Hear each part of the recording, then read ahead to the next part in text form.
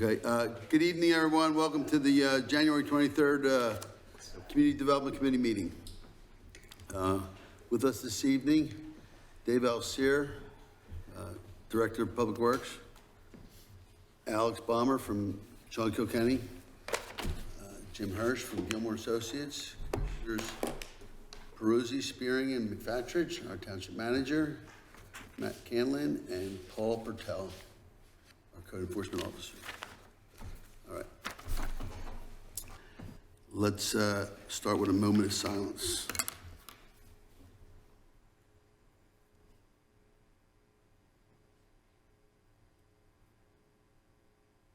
Please rise and join us in the Pledge of Allegiance. Pledge allegiance to the flag of the United States of America and to the republic for which it stands, one nation, under God, indivisible, with liberty and justice for all.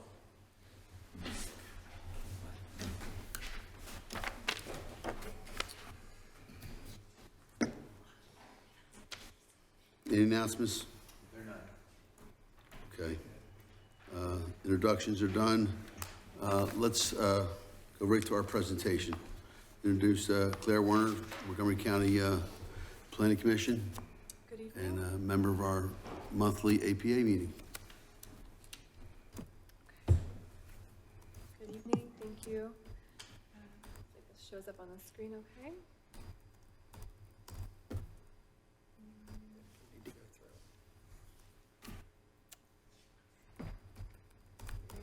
It's plugged in.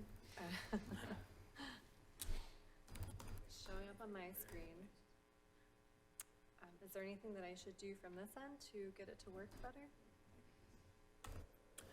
He should be in the office. I'm sure if you continue to talk, that the man behind the curtain will show up and Right. Got it, okay. come out and help. And help Kevin too. Yeah. I am here to present an update on the comprehensive zoning update, as I did 2 times before. The last one was in September. So this evening I'm going to give a little update on where we are in the process, what I've done since, what the APA and I have worked on since the September meeting, and present the next steps, where we're going after this, and also have a couple of items for discussion that we're hoping to be able to get the CDC's feedback on this evening. Okay. So again, on my screen is a zoning map. You didn't do anything wrong. Okay.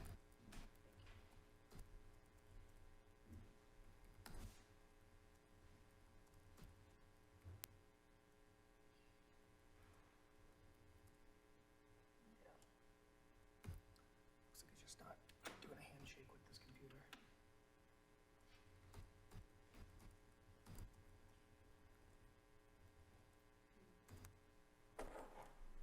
Yeah. Not much more I could do, unfortunately.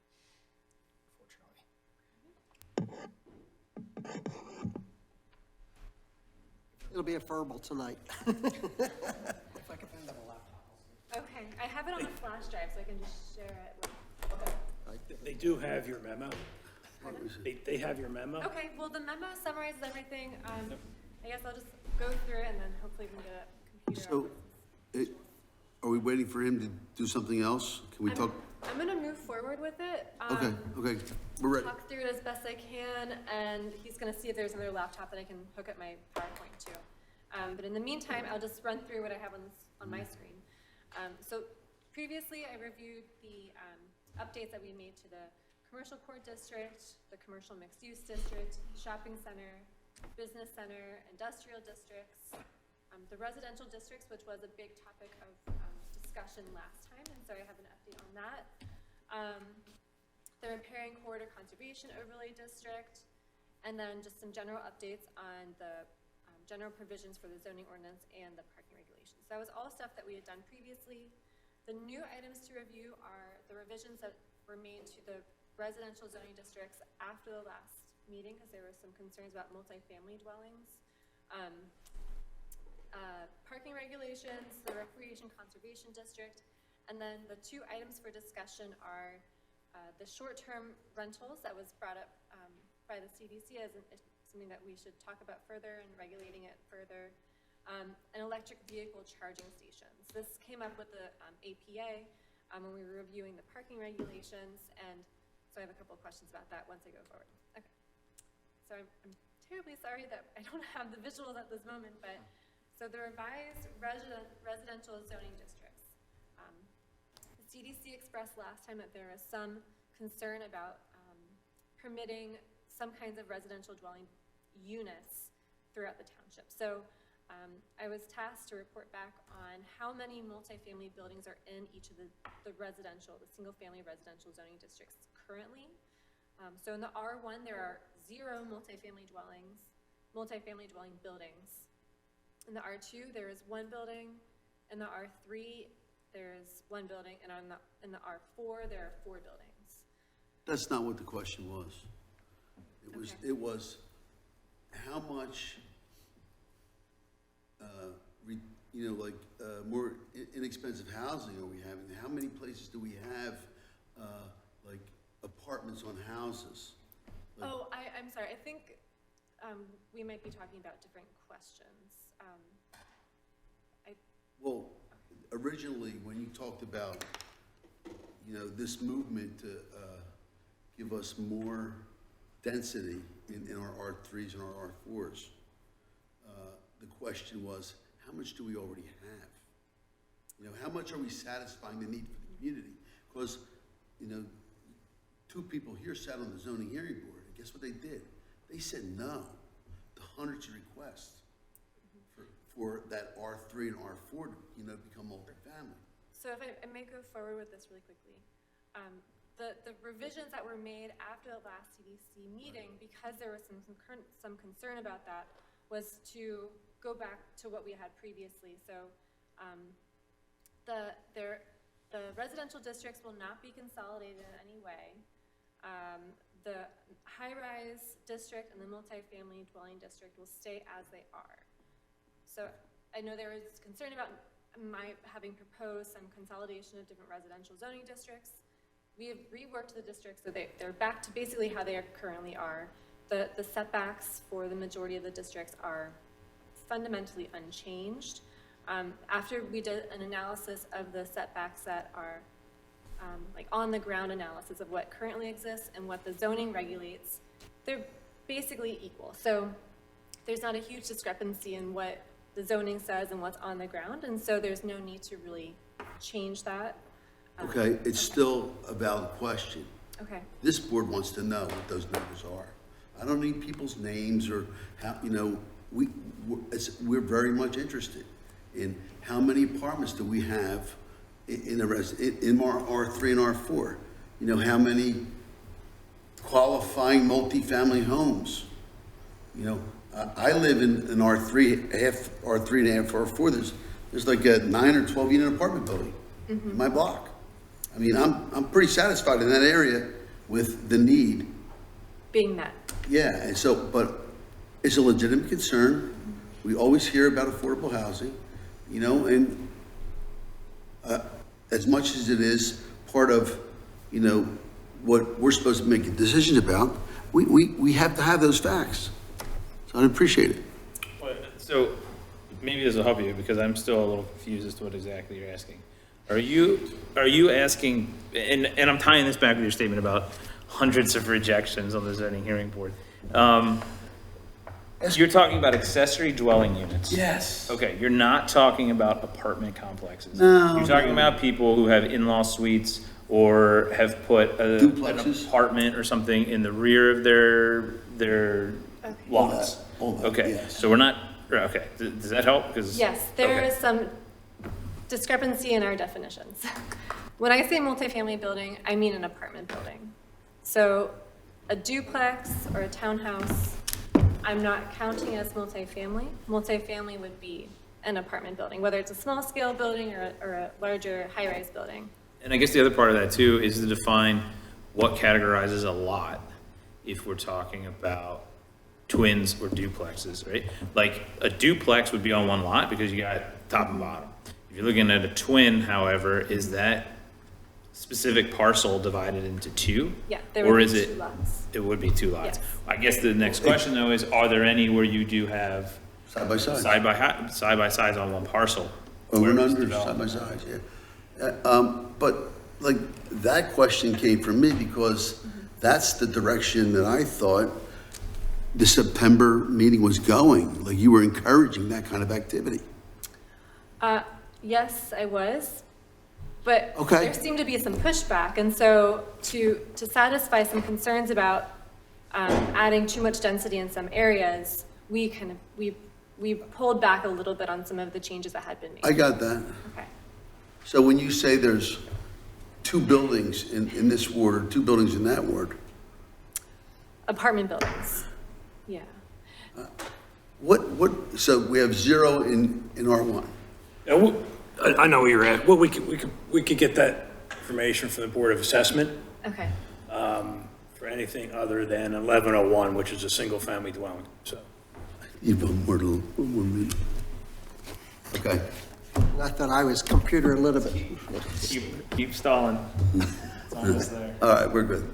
So I'm sorry to go the opposite way, but you want to get back to these other subjects of the parking itself, or? yeah, okay, so I just wanted to give an update on that. I'm not sure if that's the general, like if that's the correct direction that we should be going in, but that was my impression during the last presentation, and so I wanted to work with that to make the revisions that the board was comfortable with, not adding too much density in some of the lower density residential areas. So that's what we were working towards. And then if there's a specific data that I can find to send to you, I can do that. Not now, I can't find it exactly, but we would be able to send that in advance of the next meeting, if there's some other specific things that you're looking for. But I can move on to the other topics. Okay. I wish that, I'm so sorry about this not working. This is really unfortunate. Okay, so for short-term rentals, that was one of the topics that came up during the last meeting. Short-term rentals is a defined use, and I'll read the definition here. It's any use of a dwelling or dwelling unit rented or exchanged as a short-term transient lodging or vacation rental, regardless of whether there is concurrent or partial occupancy or full occupancy by the owner or another when not in use as a short-term transient lodging or vacation rental. So I think some of the concerns after doing research in other places and how they regulate them are around nuisances, such as noise, trash, parking. Those are the kind of concerns that could come up in other communities. Some of the ways that they could be regulated while still being permitted in all zoning districts is by location and type of building. So for example, no more than one short-term rental unit may be located in a structure. Maximum occupancy is another way to do that by restricting the number of bedrooms that could be rented out and the number of people per room. The length of stay per transient occupant, requiring additional parking spaces or limit the parking that would be provided for that transient occupant. And then also requiring inspection and permits, which would mean that they would have to go to the zoning hearing board. So these are the kinds of regulations that could be put in place for short-term rentals, and we can just stick that into the use regulations or find a separate ordinance for that. But Lancaster County has a really good, robust set of regulations. That was a good example to work off of, and some other places. So Alex, have you seen this, like the business model and the ordinance that it would entail? Excuse me, to be fair, most of the municipalities on this side of the state have spent the last 5 years trying to exclude them altogether. Quite frankly. Yeah, and How much trouble does that get us in? well, it actually doesn't. So there are 2 Supreme Court cases that have occurred in the last couple of years, one in 2019, one in 2021 that bore out. They're talking about slightly different things, but the end result was the Supreme Court essentially said, one, if you don't want them in your municipality at all, don't put a definition in the zoning ordinance and you're fine. The second you do put them in, then you've got to have common sense regulations. And then you've got to treat them, as to Claire's point, in any district, essentially, that a single family use is allowed, because that's the defining portion of this, right? Is that the structure itself has to be used predominantly or in the majority of the year in a family manner, right? And then it can be rented out for these shorter periods of time. So, I mean, the regulations that are presented are very common sense. There's just been very few municipalities that have been willing to even regulate it at this point. Okay, now, with saying that, and that was a court case, very easily, if you go to the zoning board, you have a hardship because you don't allow it anywhere and you have to allow. Right, I mean, they've got to show their hardship, obviously, right? Yep. You know, but that's, right. So, I mean, that's always your trade-off, right? Do it piecemeal and let, you know, District A have a couple of them because they got their zoning decisions, and then you can't regulate what's actually going on there, or, you know, adopt Or- the definition and put the regulations in. Or you could establish an overlay that said, here's where you're allowed to do it. Yeah. But again, it's a single-family use, so, I mean, you could arguably have a single-family use in every single zoning district. Is the most common example of this the Airbnb? Is that, Yeah, or VRBO, I think those are the right, main ones. right. All right, So- no commercials. What's that? But the, so it seems to me where most local governments have gotten very interested in this are local governments that are charging a hotel tax. Because then it's cutting into the hotel, and the hotel folks come forward and say, wait a minute, these guys are getting a free ride. We don't have anything like that, but as Montgomery, I know Montgomery County does. Is this something that you guys are interested in, requiring a registration, for instance, or something that we at least know who's doing this, then you tax it, which is what I guess, this is the main reason why it gets the attention of local governments. I don't Otherwise, think it's the main reason. I think that people are really interested in doing this. no, I'm saying from the local government's perspective. From the neighborhood perspective, it's all the things you just said, parking, noise, those kinds of things. But a lot of the local governments, especially the higher up you go, it's having potentially a negative impact on their hotel industry because they're having a competitive disadvantage. Are you guys seeing that as well? That is not, that makes sense, but I hadn't heard of it from that way. Every case that I've heard come up, it's usually been places either trying to prohibit them, like you were saying, because of some other concerns about possibly some issue coming up. But I haven't heard that argument coming from municipalities about the hotel tax. I would have to ask further about that. Yeah, it's coming, in a few conferences I've attended, it's usually that, it's the Floridas, it's the Californias, it's these areas where these things are all over the place. And, And to your point, I mean, that was the kind of the concept of the first Supreme Court case. It's called Slice of Life, LLC. And essentially, that's what the municipality did. They said, look, this is not a single-family use. This is a hotel use. We're going to tax and charge you as a lodge or a hotel. under the Right. definition. And the Supreme Court said, well, no, you know, there is a difference here. So you can't classify it as a lodge or a hotel and charge that tax in this scenario. Create a new definition if you want to regulate it. the big problem is identifying them. I mean, it's a very difficult thing to even know that it's going on unless There's a you see lot a of work to be problem. done on this one then. Yeah. I mean, it's ever evolving, right? It's brand new law. I mean, we've got a decision from less than a year and a half ago on this, so. So Claire, the next time you come back, tell us where it is working. Okay. I mean, honestly, Lancaster County is the one, like the most complete one that I have seen. I think the other ones that I've seen are not as fleshed out. I feel like theirs is the most comprehensive. And a lot of places are still trying to figure it out as well, how they most want to handle it. And it is kind of a new, tricky subject to work around. So, but these are some of the options that I saw at this point. I'm happy to give an update later on once I learn more, and then figure out a way to move forward if that's desired. Where did this and why did this request come up? It was brought up at the last CDC meeting as, We've had one problem with this. Nick actually brought it up. Well, it says here that Nick wanted it. it was discussed by the APA. We had one. I got the phone calls on it. I brought it to the APA after it was, We'll do one thing at a time. I'm sorry. No, it's We talked about the language, okay? all right. So my question was, they said that it was discussed by the APA, Yes. and then it was brought to the CDC. Now for us to talk about this, was there a reason why the APA brought it up? I brought a memo basically summarizing all this to the APA after the CDC meeting because it was brought up there. Okay, And I hadn't been prepared to talk about it at that point. got it. So I brought it to the APA to discuss it and then bring it back tonight to see what the general feeling was around these kinds of regulations and how the township might be interested in moving forward. Got it. Okay. Okay. Okay, so, and you can't see the screen. The other sections that we reviewed were parking regulations. Some of the major changes were in including some parking reduction factors. So when businesses are located within 800 feet, and this is described in the memo as well, within 800 feet of the transit station, if there's on-street parking provided, and if there's a public parking facility within 800 feet of the train station, then they would be able to have a lower parking requirement.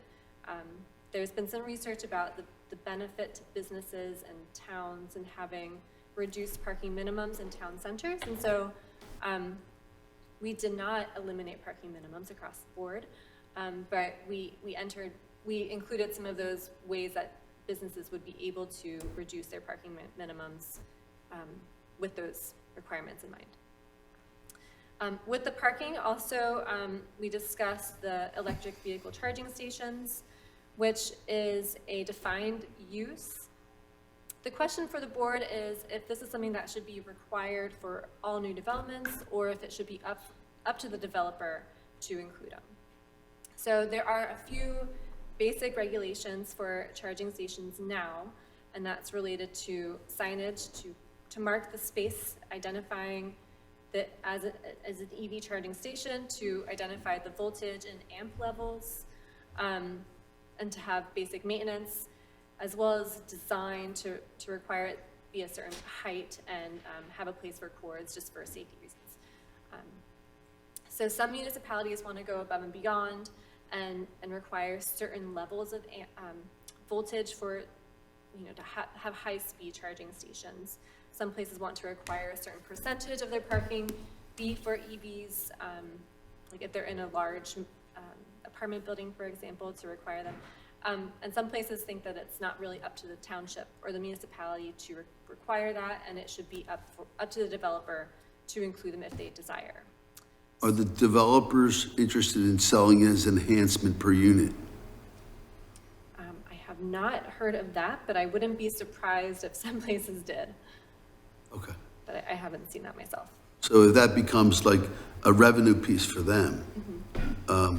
If it's a per unit, that's pretty high, but if you're gonna order a unit and it's gonna get an electric charger with it, it's not. Yeah, some places do that with regular parking spaces as well. Have you seen anything where there are credits back in some capacity, where it's not necessarily regulated by a municipality, but if a developer were to do it, they get something back? Yeah, like a bonus incentive in a way. Yeah. Okay. Yeah, I have seen that. Yeah, because I mean, I do see this as a necessary movement forward for municipalities and developers to share together because the infrastructure needs to be around.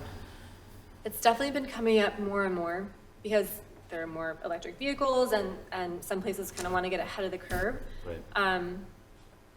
So it's becoming more of an issue that's being raised. And So are they looking to get the bonuses from us for the development?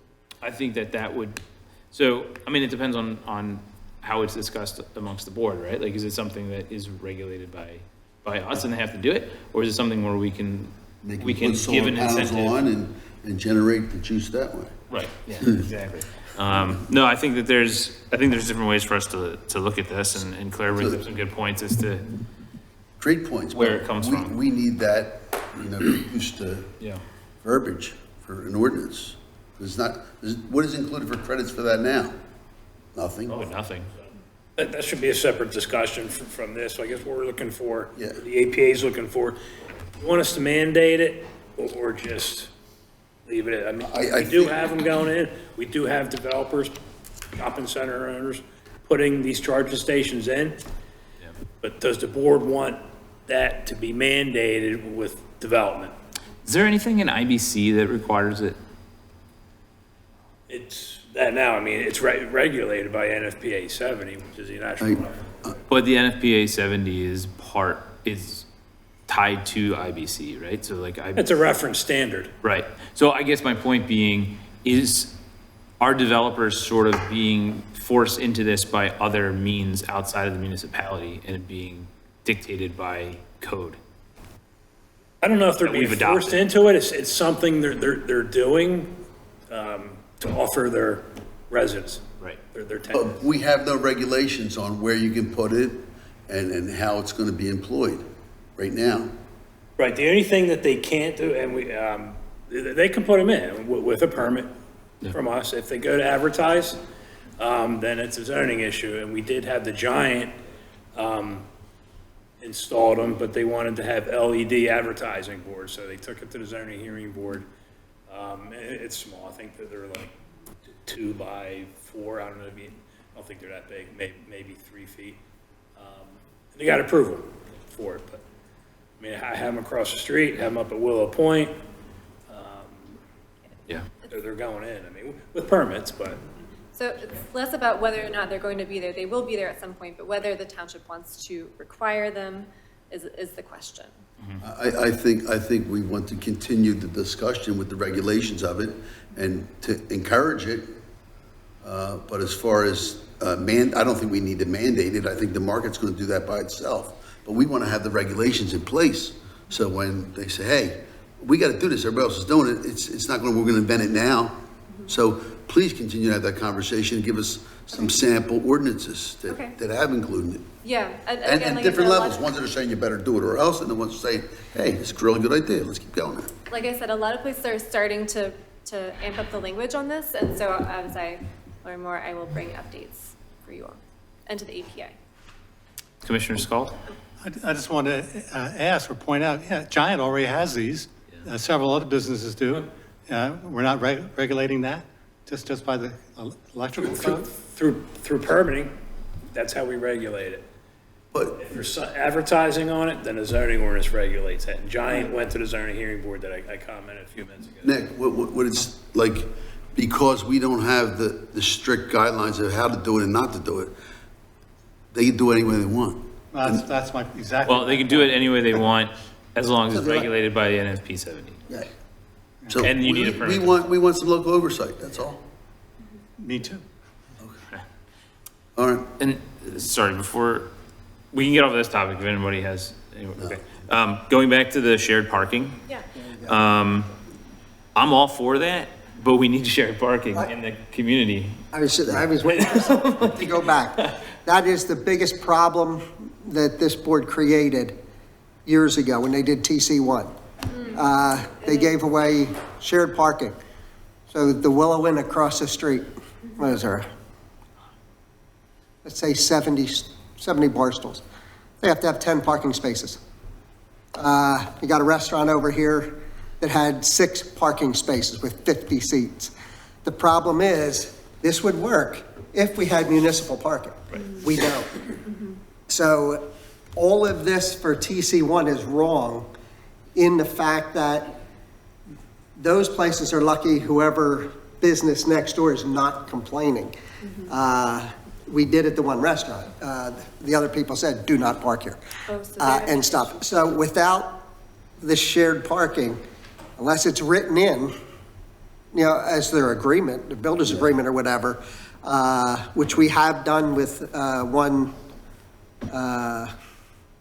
apartment complex, they do have it. But that is a problem that we have when we say shared parking. Yeah. Or we put signs up on this property and say, you know, after hours, this is free municipal parking or something for the time being. Like, I don't know, but we just need locations where it's designated. If you're gonna walk around downtown, you can park here. Yeah. Because even our on-street parking is pretty terrible. Yep. And that was the other thing I was going to go to. So if you have on-street parking, well, York Road, we have on-street that I don't know why anybody parked there. They're half street, on the not on curb because they're sidewalks. going to get run over. On street, not on Yeah. sidewalk, yeah. So, so that's another big mistake, big problem. It's not a with big our- mistake, big problem. That language was crafted when we all had illusions of grandeur about a parking garage at the train station, okay? I mean, that was like the concept. We're gonna Okay, have. so you're I'm gonna telling you do when a this- zoning issue with the hopes of something happening. No, it That's was, what it was done. it's being done everywhere to encourage, you know, look what we have now. We have developers with the apartments coming in where people are gonna park their cars and they're gonna stay. right? Look, I'm not saying whether it's right or wrong, okay? Or where. We went down that road and we got no development. Now that development's here, let's see how it worked. Let's be totally aware of, we have like that big lot behind Wine Bakery. Like, we envisioned that as shared parking, But you can't. You weren't going down that road saying like, well, you have to have an agreement about who you're sharing your parking with. That's good. Yep. Okay, so that's something we asked for in land development. You want to do shared parking? Who are you sharing it with? St. David's got a big empty parking lot most of the time. I mean, we have the municipal building on the corner there across from the Burger King too, right? Like, Oh, they got no parking. no, they don't use it after right. evening hours, right? So Yeah. there's opportunity. I mean, there are Yeah. parking lots, Wayfinders. lots. They're- Yeah, exactly. I mean, you Private, need that's the signage. problem. Yeah. Exactly. And- So and- where does that agreement come The from? parking bank, we have to tell you where to park, like, Right. we don't have to charge you for it, but we steer the parking. We have a lot of availability. But yet we can put a restaurant in without it. Right now. Look, the point, well, That's why I'm saying, this is where it should clear some of it up. do it right now, boom. Yeah, are there ways to Make your next one, let's go. accept these modifications, but with additional modifications that state, like during land development, they need to have, on their site development plans, where they're sharing the parking spaces? or- Yes, yeah. Okay, Typically, they would be abutting lots. right. Rather than shared and we'd have to walk distances. But I can make sure to add language in there that would require, it's gonna be a part of land development.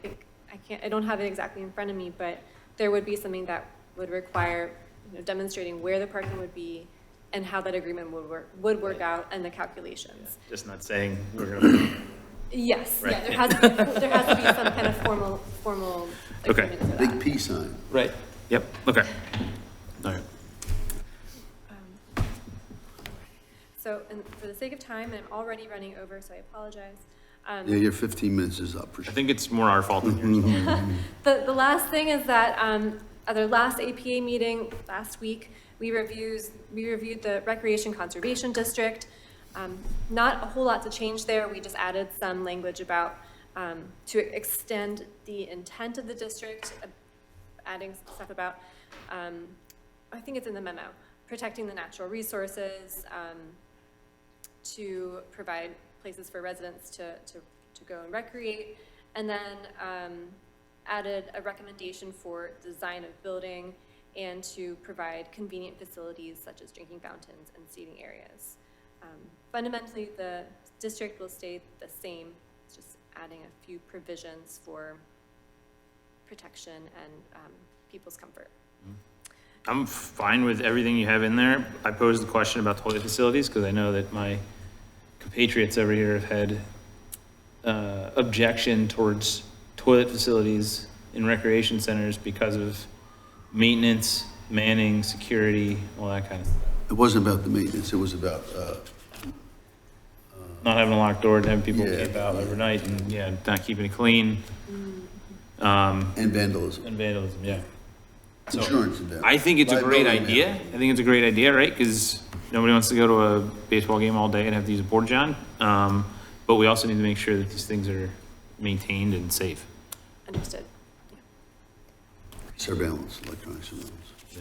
That's it, that's what no way to Keypads do or it. something. Okay, Right, so the next steps, we just have a few districts to continue to review, the Steep Slope Conservation District, Historic Preservation Overlay, and Renewable Energy Technology, which could be somewhat related to the electric vehicle charging stations. So those are the ones that we have upcoming.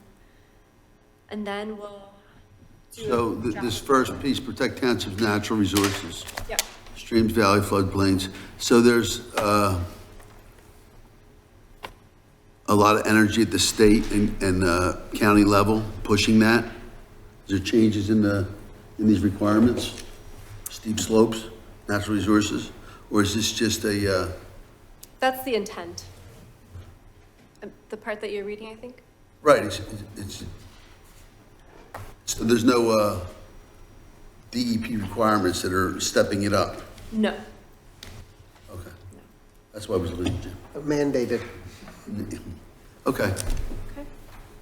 I can send this out tomorrow morning, so you have a copy of the PDF of the PowerPoint that I was going to show. Terribly sorry about this technical failure. Seems like my computer doesn't like this hookup right now. It's worked before, I'm not sure why it's not working. But thank you for your time. All right, one question about the area that you guys were talking about, like, the multi-use area, you know, the Turnpike in Maryland. More discussion about that at the APA level? You want us to look at the corridor, Maryland? Well, we never finished it as far as closing any kind of changes to it. We did discuss the, guess it was the business redevelopment Right. area. We addressed it at the APA. If you're So- interested in specific details on that, I could send notes on what I have. Okay. So there, changes in use, you know, like, you see what's going on there with the rental properties, right? And that wasn't really, that was small industrial. So now we haven't really evolved our uses in that corridor to match what's really going on. Like, I don't want to have the opportunity to put that garage up there. It got a pole barn in there because it was a permitted use next to the power lines. And we weren't really interested in having a storage facility in that particular corridor, but that's what we ended up with because it was a permitted use. So they're the kind of things that we wanted to look at. I went to the zoning hearing board. I'm not fighting it, I'm saying it's okay. I don't want it to continue to go that way because we talked heavily about changing the use up there and public discussion about it, and we didn't finish it, that's all. We can certainly provide you All right. the information we came up with, sure. Thank you You're welcome. very much. Thank you. Thanks, Claire. Thanks. Okay.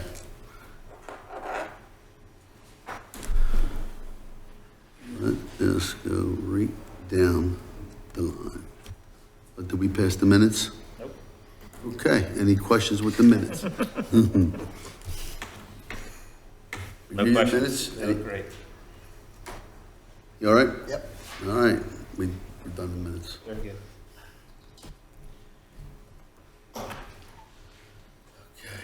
Recycling grant. Dave, you have the floor. Yes, this is authorization to have an intermunicipal agreement with Lower Moreland Township for our 904 performance grant, recycling grant. We work with a consulting firm who puts in our application yearly. They do a wonderful job. They have access to all the different commercial recycling companies. Transfer stations, everything. Well, they get all the reports from all the companies, recycling companies, and all the businesses. So it's a calculation based on the amount of recycling that takes place in Upper Moreland Township. So we've been doing business with this company for For 10 years? probably 7 or 8. And they always told us, I used to do it myself. I used to do the report myself. And then. you're the guy. Yeah, I used to do it, and then they came on board and they were probably getting us 100% more So you had to revenue get, back. so you had to get another job. Yeah, so then, but the way it works is, and I don't know how, but they claim, and it looks like it's true, if you team up with another municipality, and we're gonna team up with Lower Moreland, I like we're gonna that. be getting approximately $20,000 more, $19,000 more each year. So I like that. Yeah. Now, a couple things that make me wonder about this is,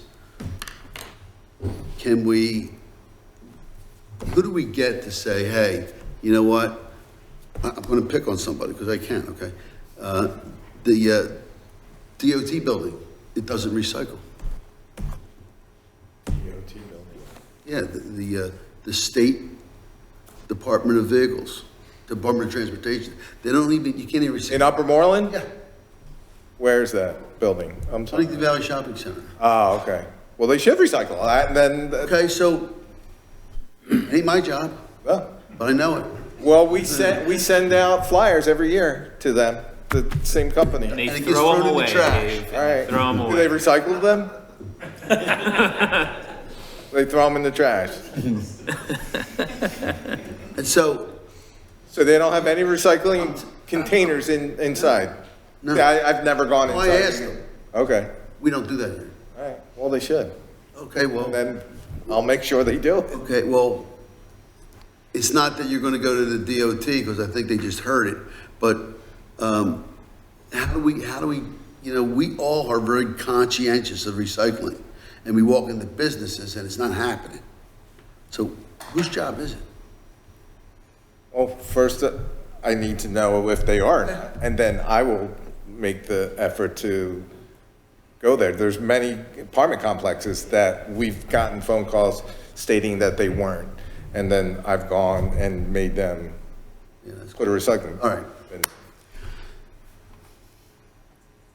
So the recycling grant, that's where I want my comments, I wanted to make about that, to keep Long this, and short, we're getting 20,000 more yeah, to do this, Yeah, with another municipality. okay? We get that 20 grand Yeah. or it's split between the two? no, actually, I They get think 8,000. Lower Moreland's getting like 75 or Almost 8,000, almost 8, we're getting close to 20. so we could move on. Done. Okay, Any objections? Do we need an answer to this before we vote? Is it timely? Sorry. yes, Is this the one, Dave, that, no, I think they could wait till the February 6th meeting. Yeah, they have to approve it in the February meeting, and then there is the resolution that needs to be approved also, right? At the February 6th meeting. I Right, think they so said Lower we could. Moreland prepared the intermunicipal agreement and the resolution. And they're both in the binder. And then they both get, will get approved. But I think we're good following our We're good. normal schedule. So February 6th would be fine. that's how you do it. I think I already signed it. Yes, you signed it. I was saying, I already did it, so. Right. We're just, Oh, my God. We're making We're all money. going to jail, We're Alex. making money.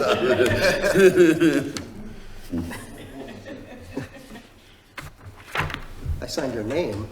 Goodness, getting worse. You signed Kevin Spearing. That's right. All right. No Turn objections? the mic off, Kip. February 6th. February 6th, are we done with that? All right. Anton. Got a PowerPoint for us? I'll hook it up. So this is for the Green Light Go grant. This is an annual program. It's open now through the end of January 31st.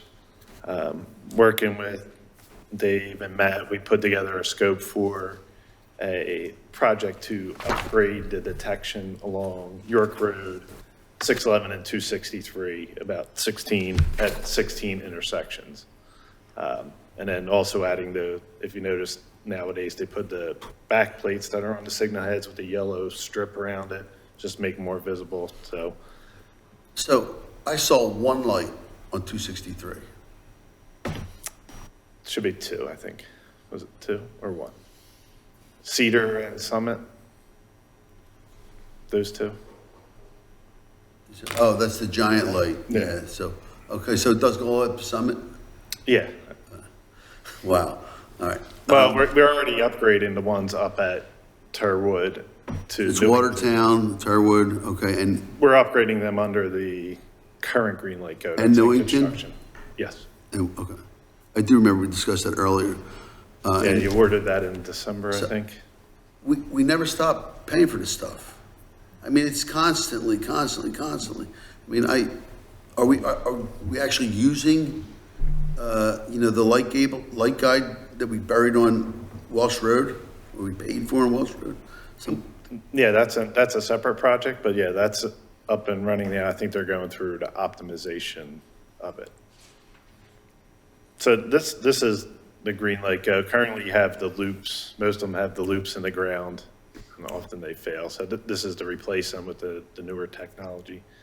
In December, the township got a traffic signal technology grant award for the same corridor of $500,000 that didn't have any match to it. So this kind of ties in with that grant. So it's almost like you're making it a $1 million project. So, and we submitted a scoping form to PennDOT, and they said the same thing. It matches that current grant, and would be a nice addition. So I guess maybe one of the questions that the Commissioner's asking is, what is the benefit of this project to the township and to the residents and people who use the intersections? Sure. So since I mentioned that other program, the traffic signal technologies, we're going to connect those, upgrade those controller units to newer technology and connect it to PennDOT's traffic management center and get it running under a new system. Adding this detection to it will allow you, in the future, if we want to add any kind of additional advanced tech features like adaptive signal control or automated traffic signal performance measures, you know, we could do a little bit more. This is getting all the, like the base together. The hard box is going to be there. Correct, yeah. Getting all the hardware out there, upgrading the communication and getting it ready and. So I have this problem with Sycamore Mill and Easton, okay? Correct. Bothers me. I choose to go this way and the light works and the other light works. But it turns red, it turns green, and nobody's there. And it's supposed to be smart. Yeah, so that system, we're gonna replace that one under this one. Okay. But this is And what's, this is going to work. I mean, But this- I know it's always getting better. It's just, but this is what's happening on Welsh Road, right? So the idea is that's going to be an adaptive system. Correct.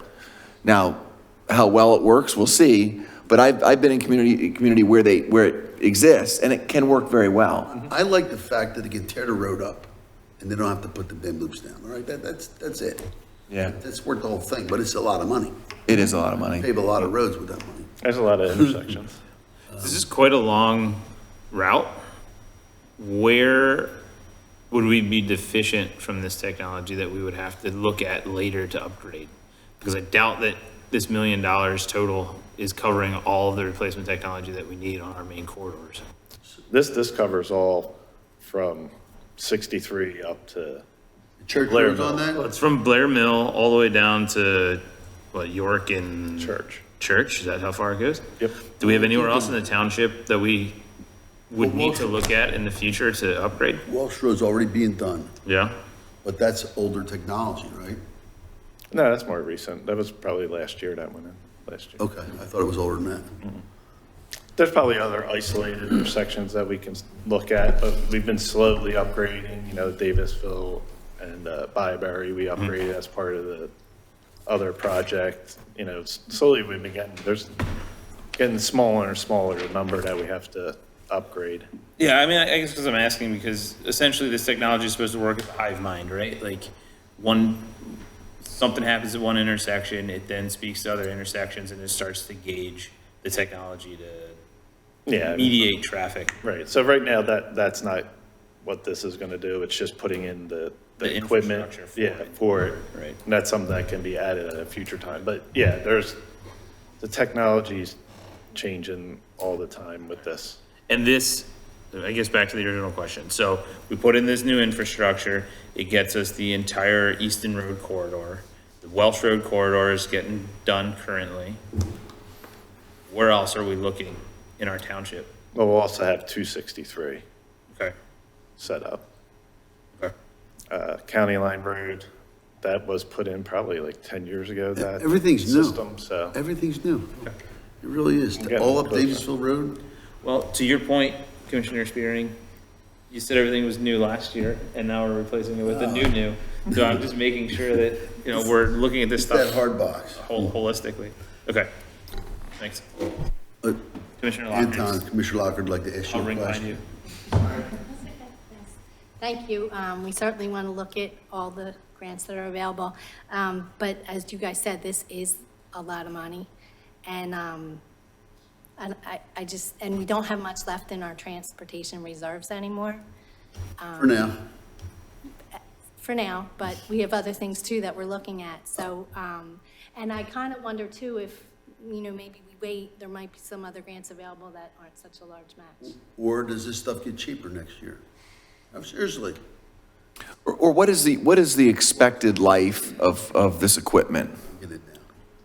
And I'd usually say 10 to 15 years. I guess to speak to Commissioner Locker, this is for all 16 intersections. If we Right. want to take a smaller bite, we can knock it down to 10 to 5 intersections and do like 5, 5, 5 in the next few years.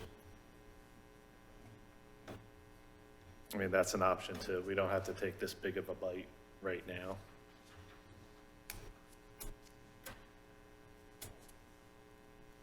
What else can we use that money for?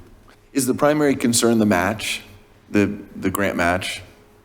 128,000? I have the same question in my notes. Where are we paying for this from?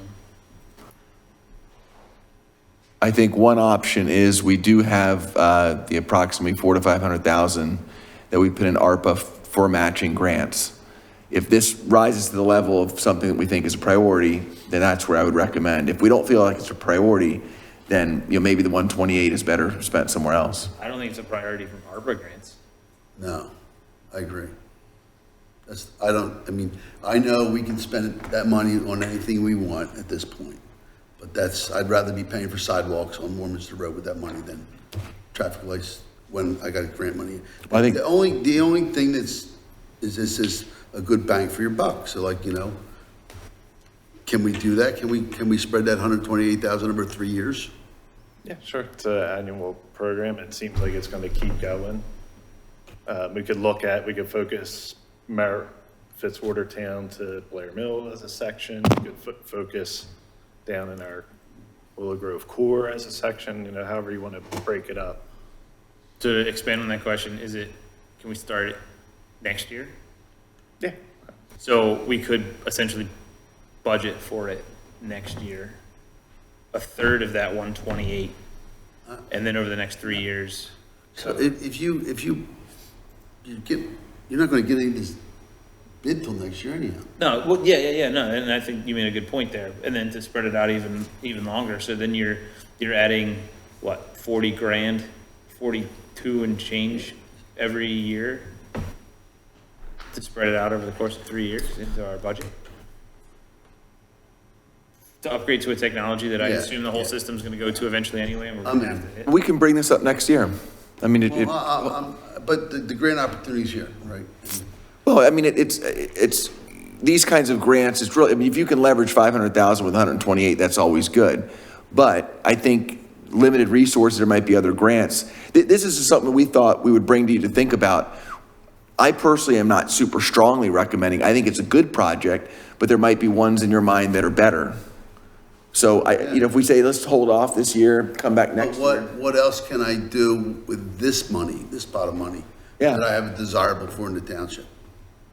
Can I fix stormwater at Parkside and Sycamore with Green Lake Go money? No. I had to ask. I mean, if I make a pedestrian crossing, can I do it? I mean, really? As a standalone pedestrian crossing? Yeah. No. It's only for traffic signals. Okay. It's not for any flashers. It's I'm not just for new asking. traffic signals, only existing. It's, I got my coloring book going here. I know, I'm just saying. All right, good to know. So, can we throw any of that money at Blair Mill and Easton for the nut we're hitting up there for acquisition in that lane? No, because we're not really affecting the. It has to be traffic traffic control. period. Traffic And signals, it's that's stored. it. Green light go, traffic signal. I will say, I mean, I think the strongest argument for this project is we've got 3 main corridors that go through this township. We've got 30,000 vehicles or whatever the numbers are. One of the best bang we can for our buck for our residents is to help them get through town. And the adaptive system is going to help them do that. I think that's the best argument for it. But, you could do it next year. You could do it the year after that, but This is where we're having the conversation. This is the committee Yeah. meeting. And I mean, how's it going with, the traffic tickets for the school buses? Like, do we want to take this money and get traffic tickets that are automatically billed and paid for? You know, Abington has a couple, right? I wouldn't recommend that. I'm but asking the question. Yeah, because you can do automated red light. Yeah, you can do red light tickets. Abington has one at Fitzwatertown. How's it going? I mean, I don't know what kind of revenue they get. are they pissing the people off? Is it keeping the people moving? Yeah. Yeah. You guys want red light? You got one? All right, look, we're not doing that. Go to Anton. But it's a good project. It's just whether it's the highest priority. Don't get in front of her. What's that? Right, Anton? It's a good project. Yeah, it's a good I mean, Yeah. eventually you have to replace the equipment Yeah. on these signals. The township owns and maintains the signals. How often, how lucrative is the money, do you think, of getting it? In this round? Grant, yeah. We've been fairly successful. We got money for Davisville and Byberry. We got the York Road The only signals difference- recently. And if we're, if we think we can get some of this and not hurt our other stuff, this is one of the lowest cost 20% matches. Yeah, I get it. So I would say we should at least do a portion. You want to cut in half? Yeah, cut it in half and. You all right with that? We and cut it in start it half? out. So- And that way, at least we get some, the and whole again, grant. we're only paying 20% of it. The grant's paying all the rest. Go ahead. So I think that's definitely an option on the table, but I personally liked hearing the fact that we can apply for this now. We can lock ourselves in with this match. We cannot have to start spending any money on this match until next year. We can spread it over the course of X amount of years, and we can start to budget for it and get it all done in one shot, rather than roll the dice to have to apply for multiple grants for the same project. How long does the So the typical timeframe spending is frame? we submit now. They'll probably award in June, July. It's probably take them to the fall to go through the paperwork. So you're probably talking about November is when it gets executed, and then you have 3 years from that to complete the project. It's a lot of time. So we can put 40,000 a year in. Yeah, I'd say just do it, that way you know you got the grant now. I would hate to say, let's do half of the grant, and then we apply for the other half later and we don't get it. And don't get it. Yeah, like if we have a good chance of getting it now, just do it. I and then like we'll start that idea a budgeting. whole lot. The only thing I didn't like about that was that if we had, cut it in half and we saw how it worked, or not. But Well, it sounds like, I'm Yeah. all of it. Look at it this way, you won't dig any lines up for once. Yeah, that's right. I'm in favor, I would say let's move it forward, use up the 3 years that we can to spend it. Yeah, spread it out. And put it in the budget for 40,000. Now, this is one where the application's due January 31st, correct? Correct. So we would have to kind of get concurrence from, and then ratify it at the February meeting if everyone's in agreement with that. There's not a resolution required for this for this grant application. But we have to submit the application in Correct, by, correct, yeah. yeah, so Yeah, we'd be, just in it. yeah, You have and to have somebody out there Nick, you good? that says okay. Cheryl? I don't know. Would it really speed up traffic much? Well, We don't need a vote, sorry. we're really looking just to replace the equipment. Yeah, then why don't we wait until it's closer to having to replace the equipment? Cheryl, I like that we're having this discussion. Our transportation money is going to go nothing but up for the next 10 years. And I'm good with that. I know there's a lot of things on the list. Okay, and that money's designated just to that. So we're in good shape from that perspective, in my opinion. And we're looking at 40,000 a year. But I don't hear the benefit. Oh, If you I'm not gonna approve be all the tearing up the lights apartments you've anymore. approved, we're putting a lot of cars in here. So I think it would help. Well, first of all, just the cameras. Thank you. The video camera part of it is what I like. And like you said, you get a loop that goes bad in the road, it's digging it up, it's doing all that we have to do. stopping traffic to fix Yeah. it. That, now it's above ground, easy to swap out. That's my biggest Yeah, thing with it. Thank you. it's a big deal. And thanks for answering those questions. All right, Anton, we're all in on that. What else you got? I think the next we had was the Warminster Road Bridge. Wasn't on my the agenda God. too. Yeah. So the township got notified that they're gonna start the work on the bridge and the closure this year. So starting April 1st, Warminster Road will be closed through the end of October. So, You know, I really thought there was going to be some utility work done ahead of, yeah, that was happened last year, the utility I work. didn't see any gas work and I didn't see any water work. Or is it on the bridge? I'll find out. Okay. They did put some new It's on the utility bridge, poles. I get it, Yeah, okay? utility poles were done. Yeah. And the Pico work.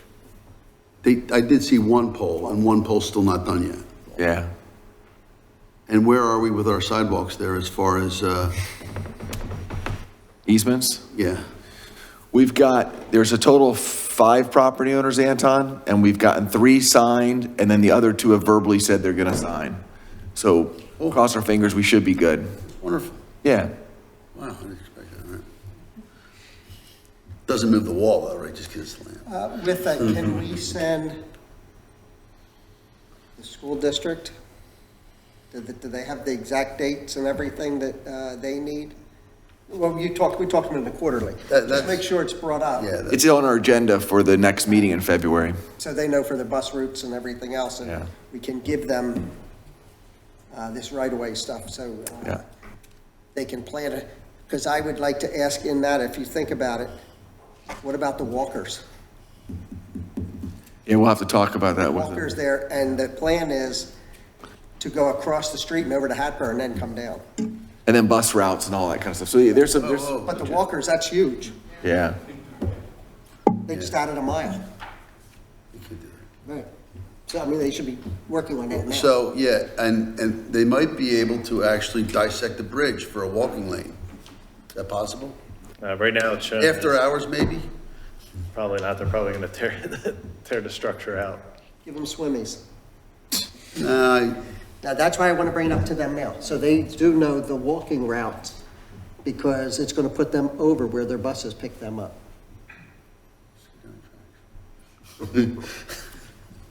That's how we would get there. all right. Yeah, that is very important.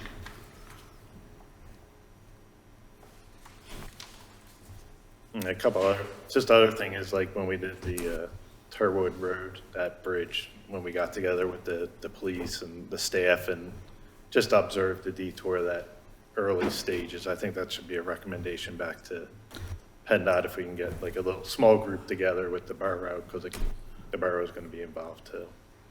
Just when it gets started, because that's first 2 weeks and then after that. When I'm sorry, I got to back up, because we talked about the sidewalk, but we wanted to try to make sure that happened when the bridge was closed. Now we're not going to be able to do that. No, we should be able to get it in that time frame, So I need like bid documents out by like March or so. March. Correct. March. Agenda item for next month. All right, very good.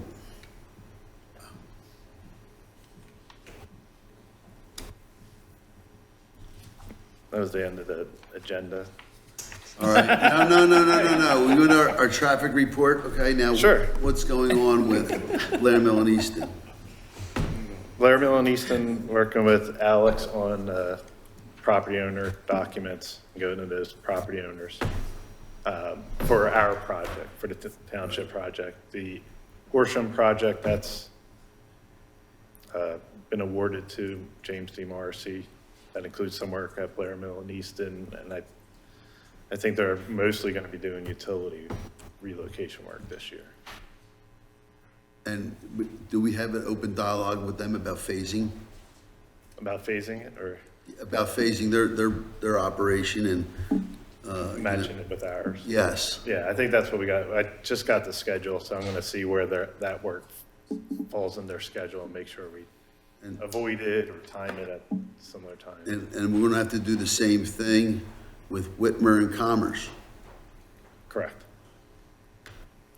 For the Maryland. Very busy year we have. Well, and then also, Horsham is going to be demolishing the auto shop on the corner of Blair Mill and And then we'll be coordinating. I think they're getting ready to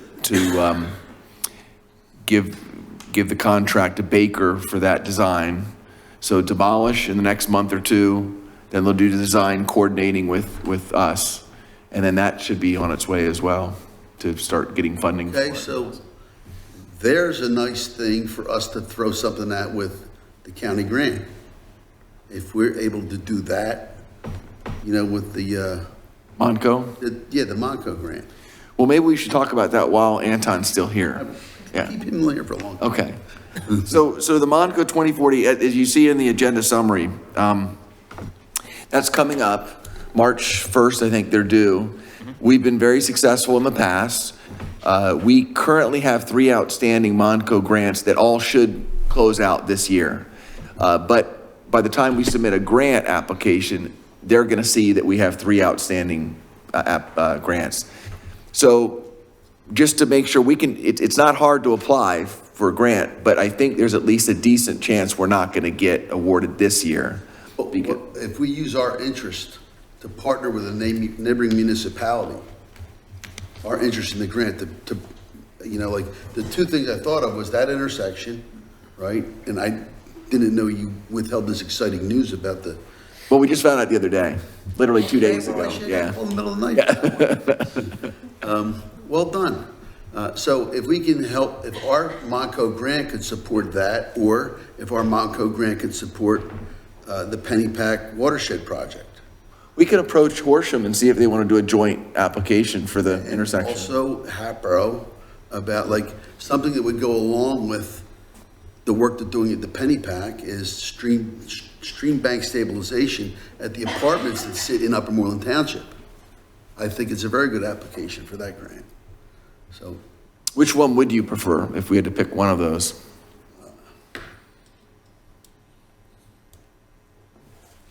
I'm releasing. Definitely, Fine. definitely. So do you guys want us to, would you feel comfortable, I guess we can approach Horsham and see if they're interested. I don't know what their status is, how many Monco ones they have outstanding, Yeah, I'm not sure. but we can pursue that, if that's, All right. and then, so put it on the agenda for the 6th. Let's And then put I that guess unless agenda something up. weird happens, we'll come back and be able to report at the 6th meeting whether Horsham wants to do it with us or not. Yes. Okay. Of course, they would have to be putting their grant towards it too. Right. While he's asking you the questions, Anton, Byberry and Davisville Road, actually Damien, I called you, left you a message. The box we were talking about there, I saw they put in temporary where they're gonna do the hash marks. Is that gonna happen or not? Do we know? The X marks for they have our approved permit plan, signal plan with that marking on it. So they Okay, should so be- they will be doing that? Yeah, I'll confirm it. Okay, thanks.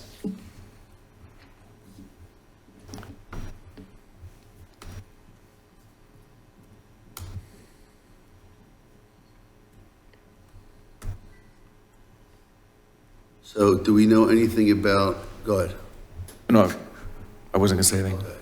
the Moreland Road Bridge? Because of the Warminster Road Bridge is closing, I reached out to them because they were supposed to bid it the end of last year. Right now, they're on hold. They're going through still some right-of-way. Now, is that a clearances. county bridge? Correct. That's just paying for that one, okay. Correct. Yeah, so it's on hold. They don't have a schedule for bidding or construction at this time. Because of But right-of-way. everything else is clean for that to go through now. There were some challenges on that bridge, some local challenges. Yes, I don't know if they've all been satisfied, that's all. yeah, I'm not sure. I haven't seen it in detail. It's just the schedule that's what's looking at. And the county has not been successful with bridges at all in the past 10 years. So, I mean, they're that behind. So are we really confident that we're going to be there? To get that bridge replaced? Yeah, I mean, it's open right now. Right. And it's working. Correct. It does need to get replaced. They have so many closed bridges that aren't working. Are we in line behind them? I can find out where they are in the schedule. Okay.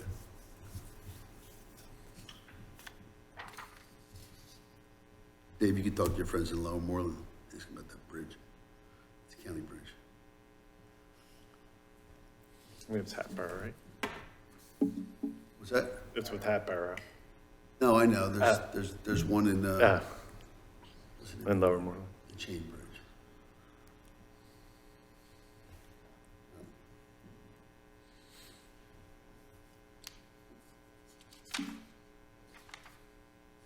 What else do we have on the traffic report?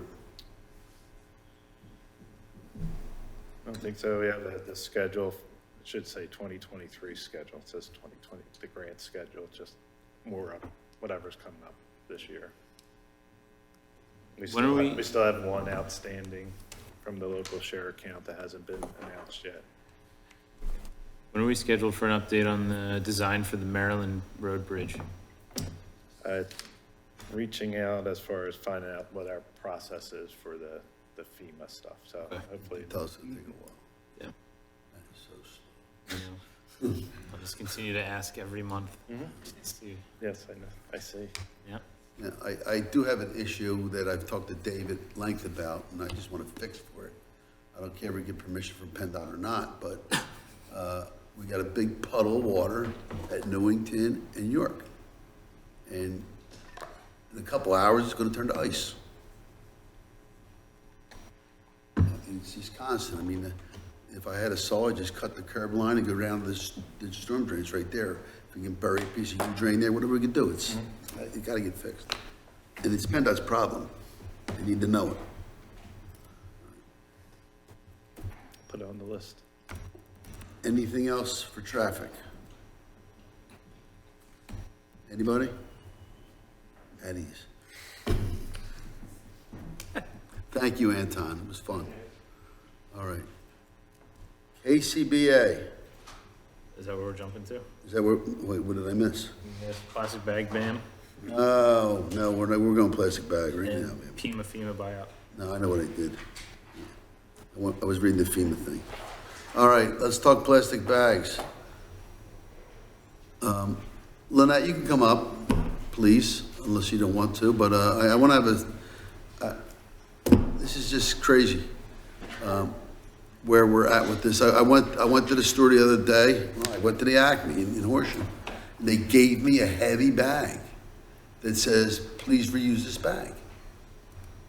So how is it, they're giving away a reusable bag. Now where am I at with that? How reusable is it? I mean, can you use it for years? Because that's what a real reusable bag is. I don't know if you go there a lot, but I do. I don't ever The go there, State Store actually. bags are really I was good. gonna say, that's probably where The you State Store bags are great, but this is better than that. I mean, these are really So good. you can use it for years. No. I'm 'Cause not real that's- nice to my More bag. than a single-use bag. Yeah. Yeah, it's more than a single-use bag. But it's, what, 4 or 5 times? So a really reusable bag, like I've had, It's not about the bag, it's about the ordinance. If they're giving me a bag that says you can use it 4 or 5 times, it's not a single-use bag. I mean, where are we going with this? I love to support the whole idea, but I see too many challenges to it. Flowers, they get wrapped in saran wrap. All right, that's, are we gonna tell them they can't do that anymore? They got a whole, So the whole industry again, all over. I get it, I just wanna know. so looking at other townships, you know, you can define it any way you want. I would not define a bag that could be used 3 or 4 times as a reusable bag. So maybe they're trying to get around stuff by calling it not a single-use bag. But in reality, it's going to end up in the trash very quickly. And most people are going to look at a bag that's given out at the store as you get bagged stuff and people put it in, and then you walk out with it. They're either going to, you know, Okay. line their trash cans with it or something along that line. They're not going to use it over and over and over again. Like I said, I have bags that I've literally used for Again, years I'm and not, years. I get that. Now, what happens, does our ordinance say that we're supposed to put our trash in plastic? Sure. No, but there has to be a bag inside of the can, or? No. Okay, I thought that it said plastic bags with says cans with removable lids, that's it. Okay, that's good.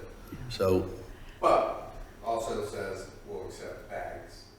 yeah, But Oh, yeah, what happens is people put their trash bags, plastic bags, in the trash can. Yeah.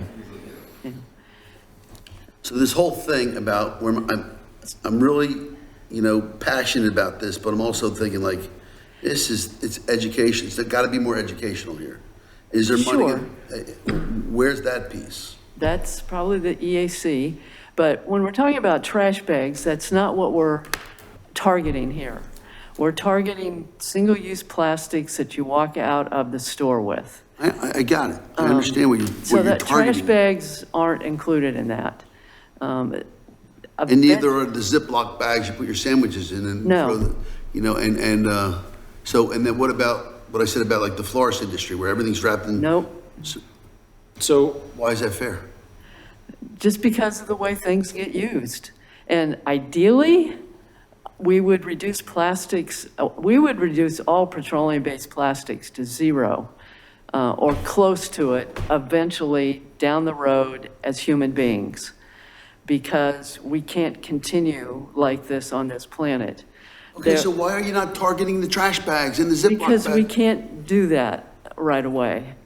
There are not good replacements at this point. We need to start making plastics Okay, out of okay, other okay. things. Fair enough. So, you start at the tip of the iceberg and work your way down. Should I go back to cardboard milk crates and orange juice? I mean, is that vinyl clad cardboard better than the plastic bottle?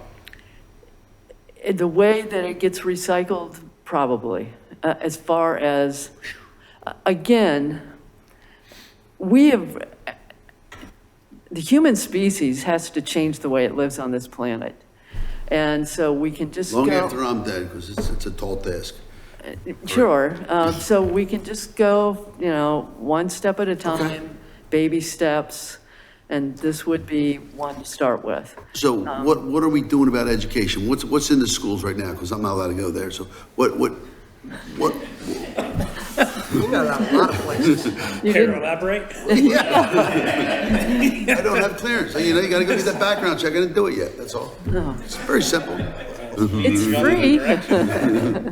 What are we telling our students? What are we doing at the library about education for plastics? So one of the things that we would like to do is have what I want to say, kind of a presentation thing at the library. I'm sure they have some books on it. And if not, we could recommend some and have just kind of a little display about plastics. We already have the brochure thing about plastics. And of course, at the Earth Day Fair, we're going to hit plastics. We had a table last year. We plan on expanding that and, just trying to get the word out. Philadelphia, of course, has gone whole hog and banned pretty much all single-use plastics. So they've gone much more extensively than I would expect we would to start with. And some of the other townships have as well.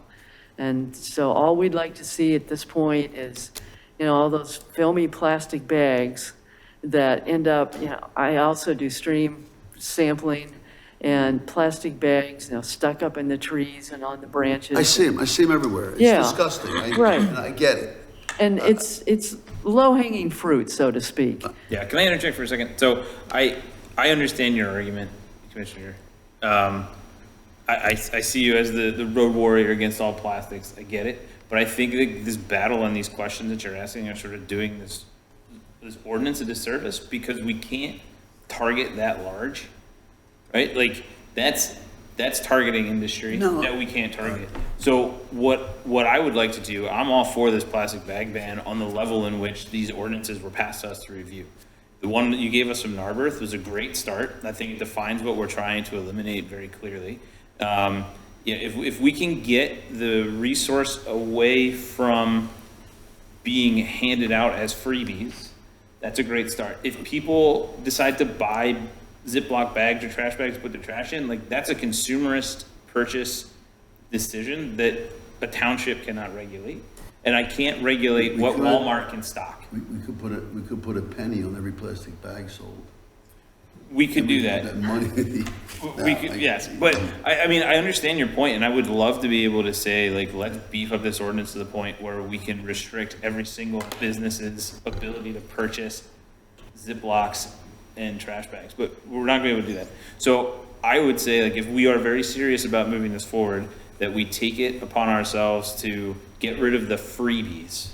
And the freebies being single-use plastic bags, single-use straws, that kind of stuff.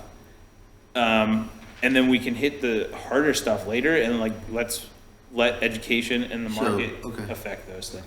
Do you think that, like Lynette said, we can craft it any way we want? Yeah. Do we want to craft it so that Upper Moreland and Happer are doing the identical thing? Is Hapro doing anything? I mean, Sure, I'd love to get into some kind of joint. I certainly don't want to do Ordinance with something them or different than something. what everybody else is No, doing. no, I agree, but I don't They're think going they're- across the street to get their free plastic that hasn't been bag. one of the Way. examples. No, I mean, we're the solicitor in Hatboro, they haven't done anything. West Norden is just set to pass one in Haverford, that we represent. So Haverford's. Yeah, so those are the two big ones around here. Norbeth, of course, they were the template, but I guess in theory, theirs was, excuse me, like one of the first ones that was passed, so you could go more restrictor if you wanted.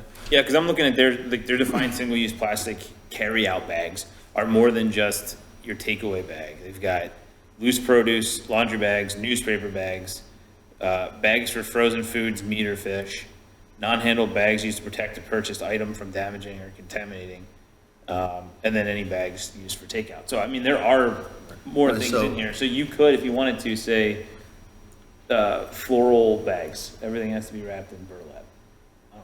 I mean, the main reason I'm against all this, Burlap. are you just gonna make an ordinance and just say it? Because who's gonna enforce this? Well, that's the next thing, right? Well, Like, we there's gotta no get, way they can do it. we gotta get, I agree 100%, and that's the That's next my thing. problem with it right off the bat.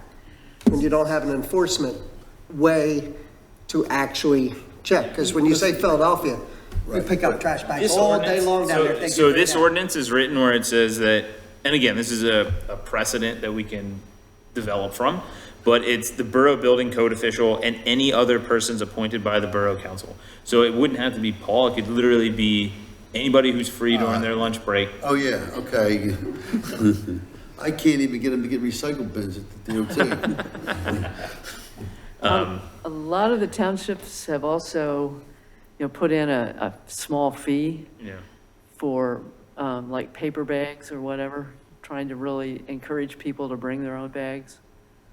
I And think with this too, you're also, I'm not saying that we should ignore people who don't follow the ordinance, right? But in putting an ordinance out there, you're gonna get the largest contributors. And the largest contributors are our big box stores. They're the ones like Lowe's will stop, Walmart will stop, they're already stopping in other places. Right. And then if you do have a mom and pop store that has a surplus of 5,000 bags that they gotta get rid of, they're gonna get rid of them, and then the next time around, maybe they won't buy them. so no, in a lot of the townships, there is a grace period for Yeah. education and to clear out the bags that stores already have. Yeah. What are we putting our produce in? I personally put my produce in reusable bags that I've purchased at Giant. They're $1.99 for 4 bags. Oh, those bags, okay, yeah. I see that. Or if you just carry it out. Yeah, I was gonna say, I have a don't lemon usually in, I have put a mine in lemon in my anything. hand, it's done. I throw it into the, The churn in the 2 lemons.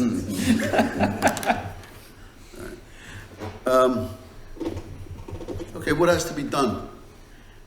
you guys have to, You have to authorize us to draft an ordinance first off, because we haven't done that. And then we'd have to pass it. It wouldn't require a public hearing, but it'd probably be a good idea to have. You couldn't do this without a permit. Right. And then we'd just take it from there.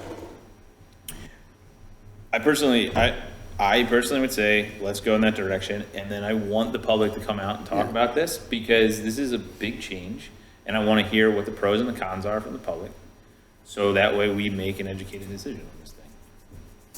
And maybe that public hearing allows us to hear more options and opportunities to revise the ordinance and cater it specifically to the community. Because it is a big deal and something that we should definitely do. So would we be able to recommend the public hearing tonight for March? Yeah, I mean, I guess you would just be tonight, if it gets out of your committee, you'd be moving it to the full board to authorize a public hearing for, if you want to set a date in March or, whenever. That would probably be the best thing.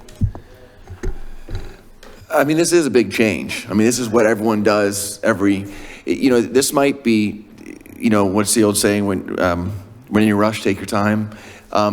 This might be one of those things where you put an article in the newsletter where you say the township is considering doing this, and maybe you do a survey.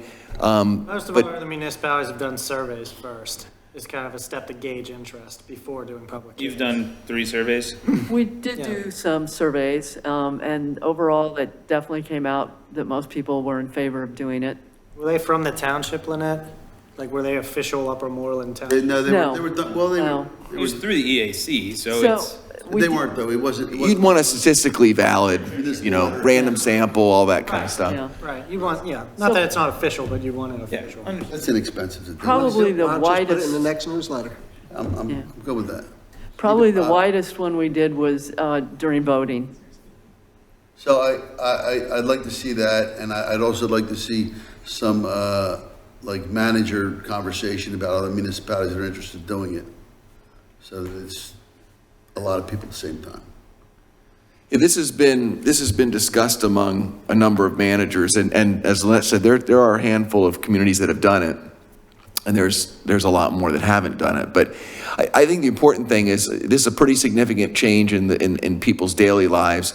I think you just want to give it the time to inform people, let them make their comments, rather than doing it like in 2 or 3 months. Do it maybe like in 6 or 8 months, just to give people a chance, let them know what's going on, and then also maybe get the input of the big box stores. Maybe they have other alternatives on how they would handle something like this. It's just business for them, they're gonna. Because I've seen, one of the more common ones I've seen is where they charge a fee for the plastic bags.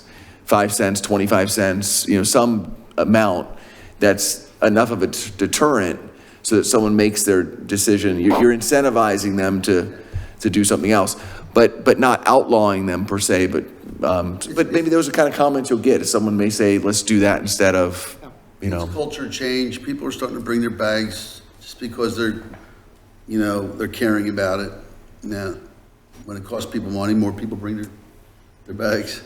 I think the other thing too is to speak internally about how we do enforce this. What that means for our current staff workload and how this gets distributed out. So I can see, I don't know if the newsletter has actually gone to the printer yet. 8th graders, man, they're great. They rat on everybody. Yeah, so because it'd be nice to get something in the newsletter, this upcoming edition in the spring. But if we can, we'll certainly get a little, some little article saying the township is contemplating this You know what? and see what the reaction is. We're gonna talk to the school board about it, about Yeah. putting it in their backpacks, their virtual backpacks.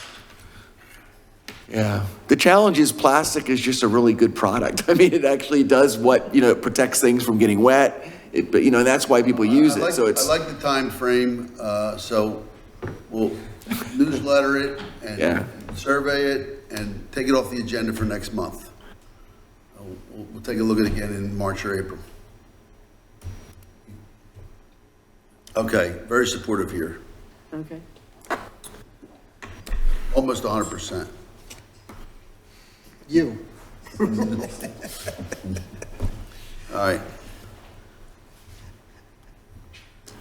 You got this one, Matt, the FEMA? Yeah. Just a quick update, and then, of course, there's a resolution. So really, this started with the September 1st, 2021 storm that the township got a lot of water, a lot of flooding.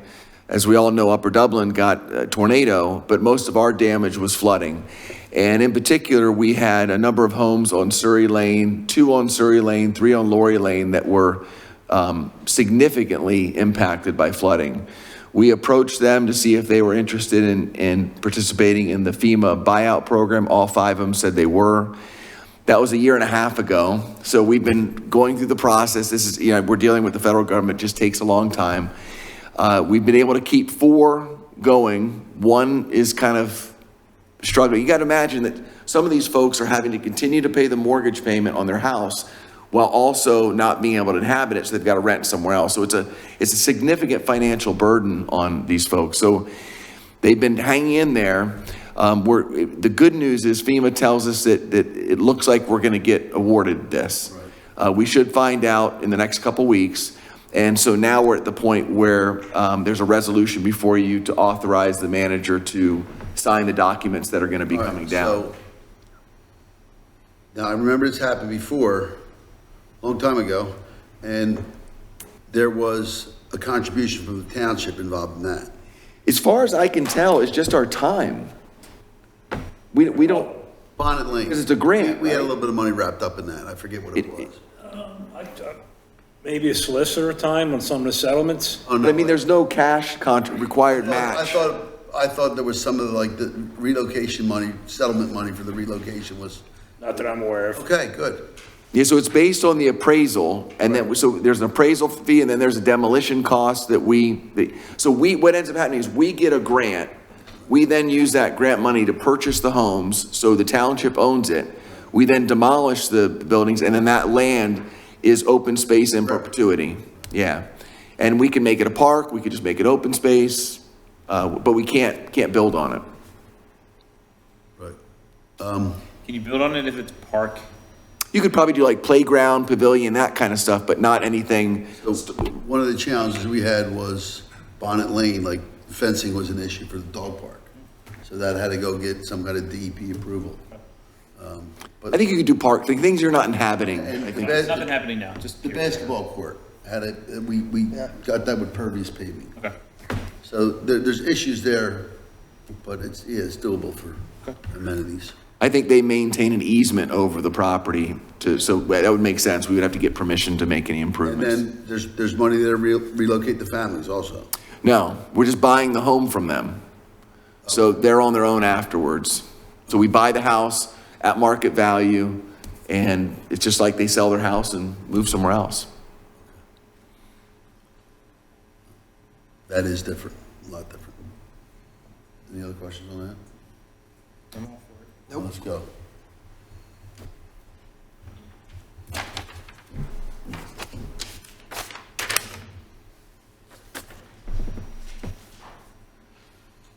Okay, next item on the agenda.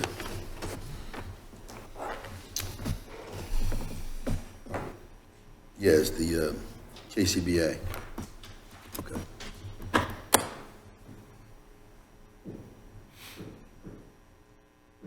So we all reviewed this several times. It does appear they've incorporated everything that was discussed at the meeting. Thank you for your review on that, Alex, and made me feel comfortable. Everybody good with this? Two questions about the AIA 101 document. It's contract language, and I don't know if here's the time to talk about that. Now, you might be getting beyond my capability. So under the contract itself? The contract itself, yeah. Being Alex. Yeah, do you, All right, let me, I'll, What's your concern? all right, so the first one is, I don't like markups on my expenses. And so they're requesting a 5% markup on their reimbursable expenses. All that. And I would say we should scratch that out, and it should be a direct pass-through. And then the second one is the township okay with 60-day payment period for the invoices? I'm sorry, with the what? Is the township okay with a 60-day payment period for the invoices? We can probably do that. That's not a big deal. We can turn around a payment pretty quickly. 60 days would be fine for us. Okay, all right. So yeah, the only other thing then was the 5% markup for the expenses. My only question is this, probably to you, Anthony, because you're the only one who can answer it. We're going to design this building also at the same time. Correct. How often would we have to go back to that if we don't get to this building for 4 or 5 years? To construct it? To construct it. Okay. How much of that plan could change by codes and other things? And would there be much cost? Minimal. I mean, what? We just passed The newest, 18. yeah, we passed the 2018 IBC in And 2022. it's built to that code. It's- So, Kip, I called Eric. Okay. So Kip asked this question earlier, and I told him I would call Eric on it. So I called Eric, and Eric essentially said what you said. He said, yeah, there could be changes, but he says, I think they're the kind of changes that it would just require a tweak to the plans. He doesn't think it would require any sort of significant redesign, or, as long as it's like 3 or 4 years, not 15 years, but if for 15, 20 years, you might have issues. But I think he thinks if it's under 5 years, it's probably just a tweak to the plans. And if, let's say we submitted for a grant, this is probably more towards Alex. When you submit for a grant, if we don't submit for a grant for 2 years after these plans, 3 years, sometimes plans have to be within a certain time frame to get a grant. In other words, yeah, if let's say we design it now, Modco grant might say, yeah, your plans are old. It's happened to us twice. Right. Your plans are old, you gotta redo your plans. It might be just, and this is an architect, maybe you look at it and say, yeah, okay, and just sign off on me. Again, it might be a reissuance of the drawings. I mean, there's nothing in there that would say that there's nothing from the grant, in my opinion. If the grant said these plans are old, there's nothing saying that they can't be reissued with a newer date and a newer seal. That's what I was getting at. Right? As long as it's the same architect doing the work and all that's kosher, fine. Okay. I don't see that being an issue. Okay, I just didn't want to design something now and then say in 4 or 5 years, Yeah, I mean, nah, it's gonna cost this much more because There- you're not in time for, that's what. there's also nothing saying that our architect couldn't come back and say, well, it's gonna cost you another couple grand for Well, me that's to okay. reassign First step. and reissue these drawings, but you shouldn't have to replan. All right, there's, And we're looking, the only thing that I could see changing code related in the next several years would be energy efficiency. But if we're already looking at these buildings with priority in that department, then I think we should. He actually said he thought the only changes would probably be like in bathrooms. Yeah. He said, what's interesting are the carts. He says people are starting to use carts and the turning radius is less than what a wheelchair is. But he said even then, he says, I don't think it's gonna be significant. Yeah. okay. I'm very glad to hear about the energy efficiency because I'm imploring you to be super energy efficient with these buildings. We got several phone calls and emails and, It's extremely important. Yeah, Then it's extremely important because this should be, we should be setting an example for others within the township to follow suit. If we can do it, and we can do it cost effectively for our community, then you can do it cost effectively. geothermal's next in my house. That's pushing a little bit, but congrats to you. So does that mean we're choosing to go with the lead option, to consider the lead certification in this contract? Do we have to choose that now? I don't know if we need certification. I'm not to be sure if we quite do frank. either. Yeah. But the way the contract was written, it wasn't clear that they were going to propose those options if we didn't go with the lead certification. Propose that many And I did choices. read that, and there is a price for it. Oh, great. And that price, though, I think, is for the paperwork to be certified and to do all the other stuff, to make Part of you- it, yes, part of it definitely is that. But I Yeah. think part of it too is to work through the options with us. yeah, you don't see those Efficient numbers. options. They're bigger than that number. So, Yeah. 100,000, So- something extra. what, No, to explain the whole lead process for a second here, right? Like, there are specific lead credits. You aim for those credits. Each credit, or each category has a specific number of credits that are hit by hitting milestone targets. The way that I read this is if we were to go through the lead planning for a lead certification, then KCBA team and their sub-consultant would help us identify what credits are applicable and how we can hit those credits and get the certain number of Yeah. points to it.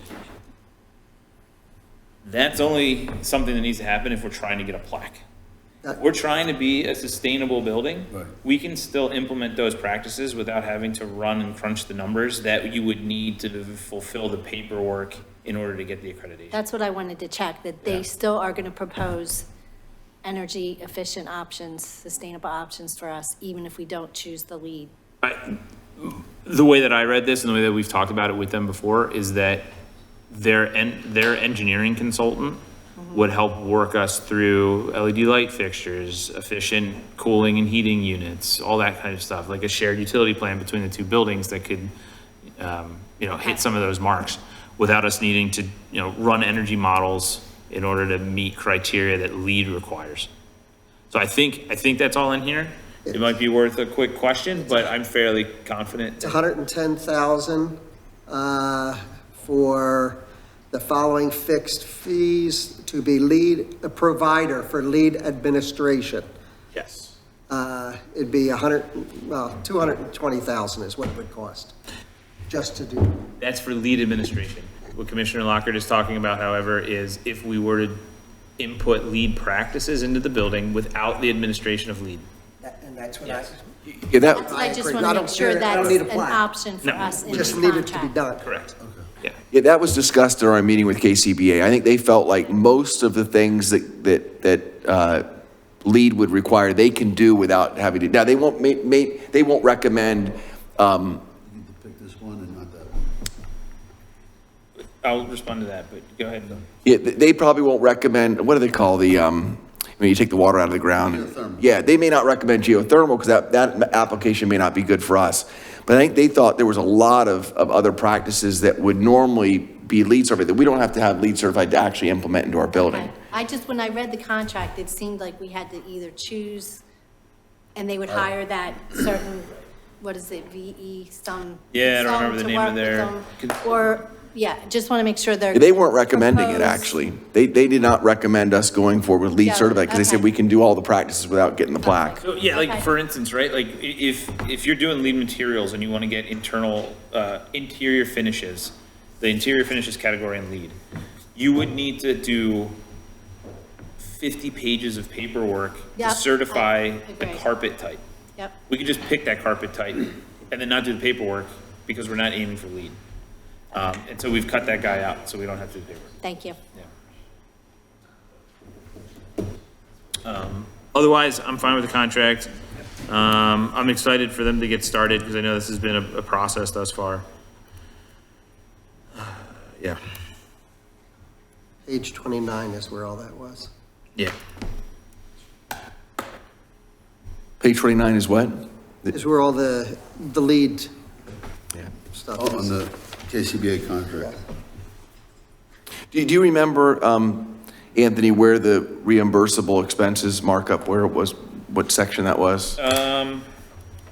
11.8.2. Yeah, 1182. 1182, great, thank you.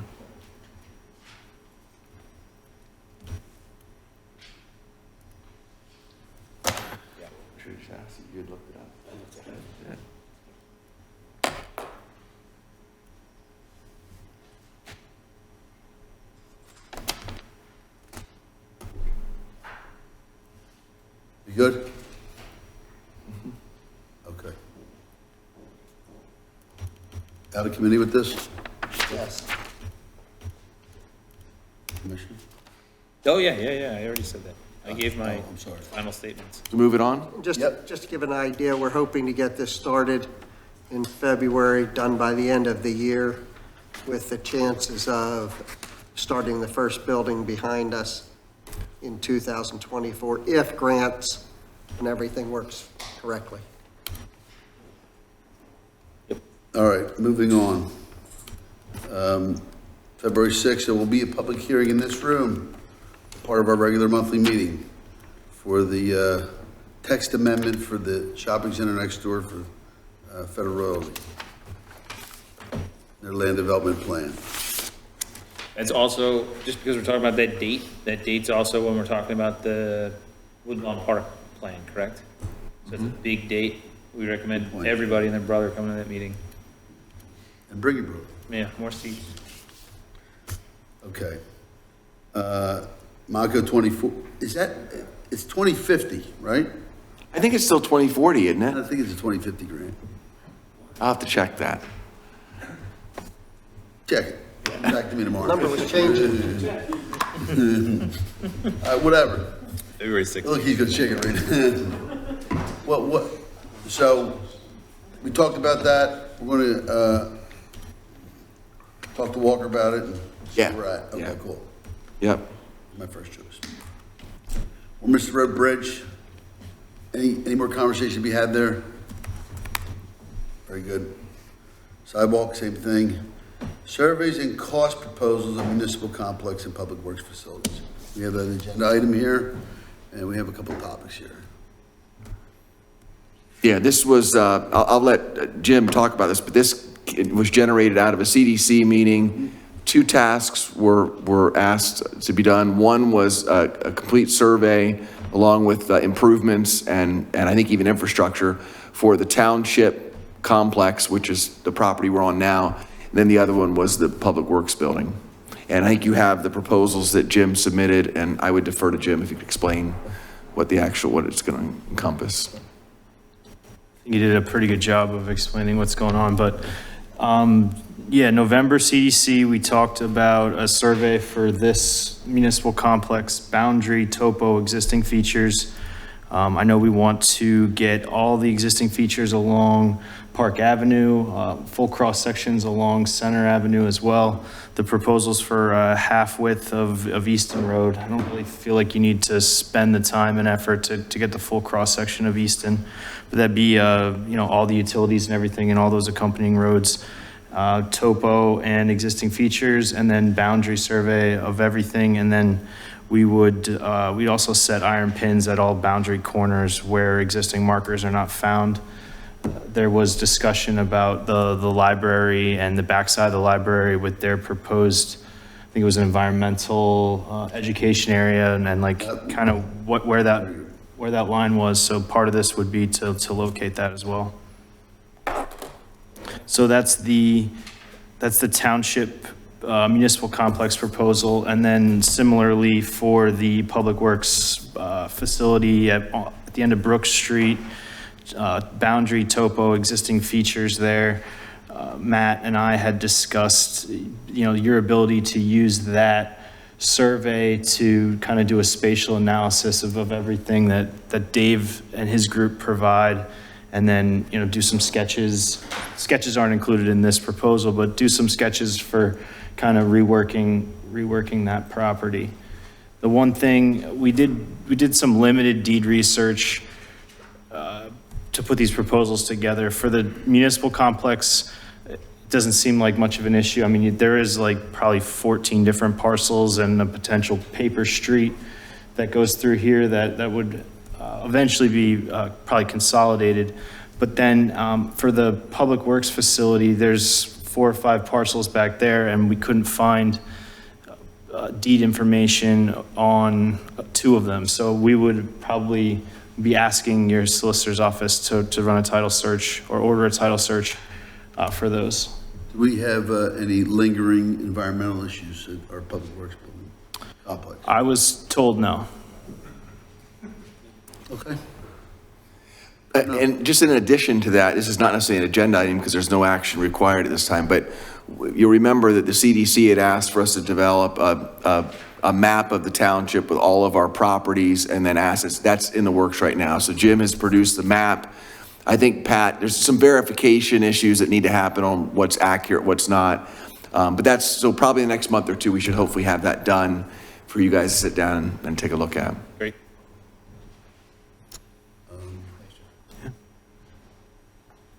And both of these surveys are being paid for through things that we've already budgeted. We've already budgeted for this work. Well, on the Public Works, we did. We did not specifically budget for the township, but we would suggest it come out of the project for the improvements. Ultimately, it would have to. Or you could take it out of 100,000 for the Public Works. Yeah, but I mean, in order to do the work on this property, we. Right. You have to have it done, yeah. Yeah. We're ahead of the curve, actually. Yeah. Barely. All right, does that require board action? Yeah, because you have to approve the proposals from Gilmore. I'm good, you can move it forward. I'm fine with this work. Done. Jim, you have the floor. You want to keep going? Sure, my engineer's report? No. He's ready. We're good. My most recent engineer's report's in the packet. The one thing that I do want to talk about, it's not in here, but the Carson Simpson Farm Stream Bank Stabilization Project. Yeah. We worked with the solicitor's office over the last probably year plus to get a maintenance and construction easement from Carson Simpson Farm, and that is now in place. So we're going to move forward with bidding that project for a hopeful spring construction and completion. So on your February 6th full board meeting will be an authorization to advertise that project, so. And Jim, if we just remind everyone, because I know it's been a long time ago, that's being funded by that grant that YMCA gave us. It was $100,000, I think. It was a 150. fee, it was a fee in lieu of stormwater improvements that they had committed to during their land development or conditional use process. I can't remember which one. There was some recent utility work. Like Pico did a gas crossing there. Could we follow up and see what that was about? Sure, yeah, we certainly can.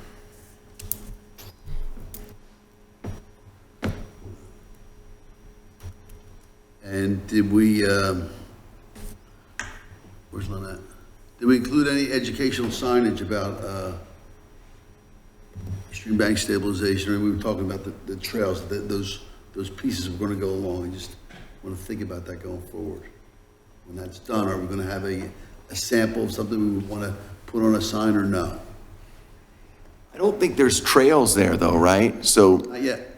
yeah, not yet. So maybe when we get public access, maybe that's the time to do it. But right now, I don't think there's public access. Right? I mean, I don't Well, remember. there won't be for Carson Simpson's. but Right. The whole idea that the trail's supposed to be, Monco was doing an agreement to run that trail between the church and Carson Simpson's property. And then there's a couple residential properties that back up to it also. Okay. So, and when we talked about this in the trail construction, the cross-county trail construction, we talked about educational signage that could be like a, street, you know. Right. Along the trail so people Yeah, can actually see it. There's Yeah. A couple other features we talked about, I forget what they were. Yeah. So I just want everybody to think about that when we're Right. talking about total construction and when the county comes back. What do you need from us for that, Jim? Just, For the Carson Simpson project? yeah, is that like something that we're gonna have a bid document ready for? Or? Yeah, we're going to bid the project out. We had taken it to a certain point before, and now we'll be finalizing those bid specs. And once the board authorized advertisement, we'll just proceed to bid it. And then we'll be back in front of you once we open those bids to ask if you'd like the contractor to, if you'd like to enter into a contract for whatever the low bid amount is. When we talked about how much we thought that was going to cost, that was like 2019, 2020 timeframe. So it wouldn't surprise me if it's a little bit more than we kind of anticipated, just based on inflation pressures for construction projects. So ready to do that at the February 6th meeting then? Yeah, February 6th, I think the board could authorize advertisement, and then in the next, within the next 30 days, we'll put it out to bid, and then we'll be back in front of the board to ask for authorization to proceed. Makes a lot of sense to me to try to hit the spring planting window, because we don't want to finish this up in the middle of the summer and, Miss another planting it's not a season. great time to plant. Did, So if we can't hit the spring, then we would push it to the fall. Did Penny Pack see this plan? Pack Trust? I don't believe they saw this plan, no. I mean, we showed this plan to Carson Simpson Farm because we needed their approval of the maintenance and construction easements. I didn't really have I didn't have a reason to give it to No, purchase. I don't think, I'm just thinking that they may want to enhance it or something, or, I'm not looking for them to approve of it, but if they wanted to offer an enhancement to that, maybe they'd be interested, I don't know. I don't suspect they'd be suggesting value engineering. I think they'll add things to it. So it's, I mean, we can do that if you'd like. Yeah, It's- we'll move forward. I just, Yeah. it's a discussion for them to have, okay? Yeah. But that is a little bit of a concern, though, is hopefully we're still within budget, just because a couple years, inflation, the way it's been, and so hopefully we'll This still is be another there. little lesson that I feel, for me. Sometimes we take this in lieu of money, but by the time we can get to it, it costs more. Right. Where It's always gonna cost us more. it wouldn't have cost us anything if we made them do it. while Okay, they're that's doing it. fine, but For me, I'm just saying, Yeah. we take in lieu of money, but sometimes we can't do it for that. I don't think they had a problem completing it, but, They had a time frame problem. yeah. I think we were more successful in getting the easement agreement from Carson Simpson Farm than YMCA would have been. But I totally agree with your point that the longer it took us to get that, the more the cost would have gone up. But let's just bid it and we'll cross that bridge when we get there. I'm just saying for the future, we should think of that. All right. So that's an action item for February 6th. February 6th. We're good. Is that your only one? You gonna tell me about Fair Oaks? I'll talk about Fair Oaks. So on Friday, this past Friday, Public Works, we were out there and we did a test pit excavation in an area sort of upstream of the pipe that goes into the basin to try to see how big of a structure we could get in there, because we're talking about some sort of pre-treatment sump vault type deal. Yeah, to try, as big as we could make it, to try to catch some of the sediment before it gets into that first forebay. And we dug down to a depth of 10 feet and didn't hit rock there, so I felt pretty good about that, considering the pipe is like 4 feet tall, and it's only about 1 foot to 1.5 feet below the ground there. So we could get some kind of structure that we could sink into the ground and have a decent sump there. So my next task is to size something and then start to get some rough ideas of what I think it would cost. And I'll bring it back to you guys when we have that. Okay. That Friday was after, I think it rained like Thursday before we were out there, and it rained like over an inch on that Thursday. So there was a decent amount of water in the basin, but there was also continuous water leaving the basin, so. I could fill a hole for any time you want with Fire Oaks. I don't need it filled up. All right, so what are you thinking for that, as far as projections for design? Like, you're gonna come back to us with an idea about what your calculations are in March?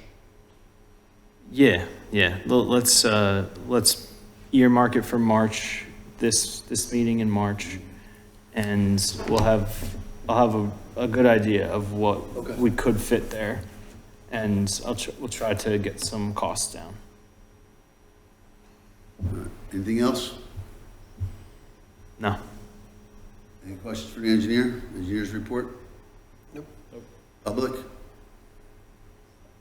Okay. Next subject on our agenda is Paul.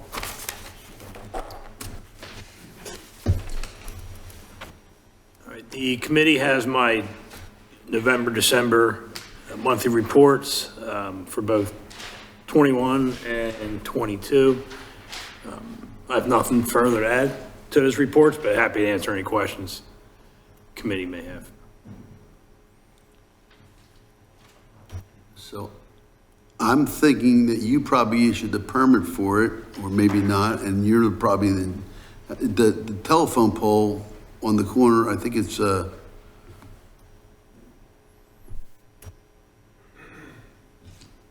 Rab Street, is it Rab in York, or is it, begins with a D, what's the street where, put it on York Road. I told you about it before with the sidewalk block there, and it's just never been cleaned up. And like, so the question is, who gets the permit fee for the telephone pole, even on a state highway. Do we not see that, or? Who pays for it? No, who gets, like, does it go to your office, or does it go to Dave? Right, for replacement utility poles, comes to our office. It's a minimal fee, so. Okay. That pole just never got cleaned up. Broken sidewalk block there, and, I mean, maybe it's a PennDOT issue, I don't know, it's in PennDOT's right away, but it's just. What's this? It's in front of the office building there. I saw Yeah, in front of 7-Eleven North, Greenleaf's old office building. 7-Eleven North York. Between, Fairhill? Fairhill and Duffield. No, Duffield, Duffield in York, yeah. And they just never got cleaned up, and it's years. We'll check it out. Dave will check it out. Yeah. Okay. Any issues, any questions for Paul? Nope. Now, do we know if that's, it's a Pico pole? We don't know. I'll check. It'll have a number on it, and then I'll I contact think it is. Pico. And they'll come out. All right, Dave, how's the plowing going? We'll know Wednesday morning. All right, my turn? Yep. All right. You have my December reports for Public Works and recycling. Nothing further to add, but I'll gladly answer any questions.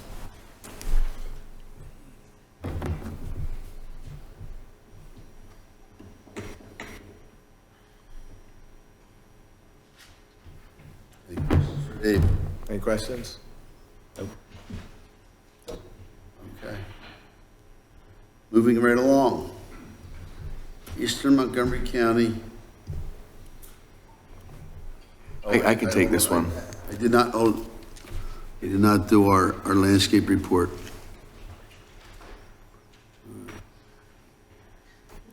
Comes from traffic, or Yeah, comes from, I just want to know if we have any issues on that. The only hot topics are like Olive Garden is on there right now. Modern projects.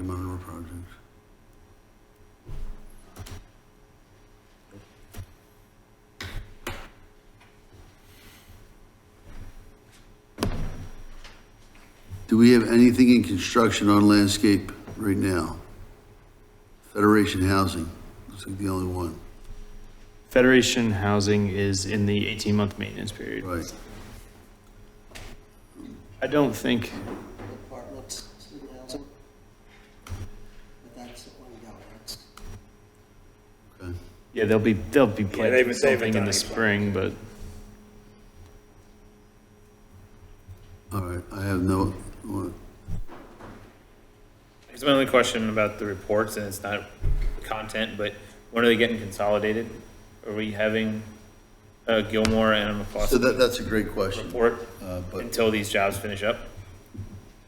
You know, it was, we can present the reports however you would like them presented. As what we're going to do was have a landscape architecture report and an engineer's report.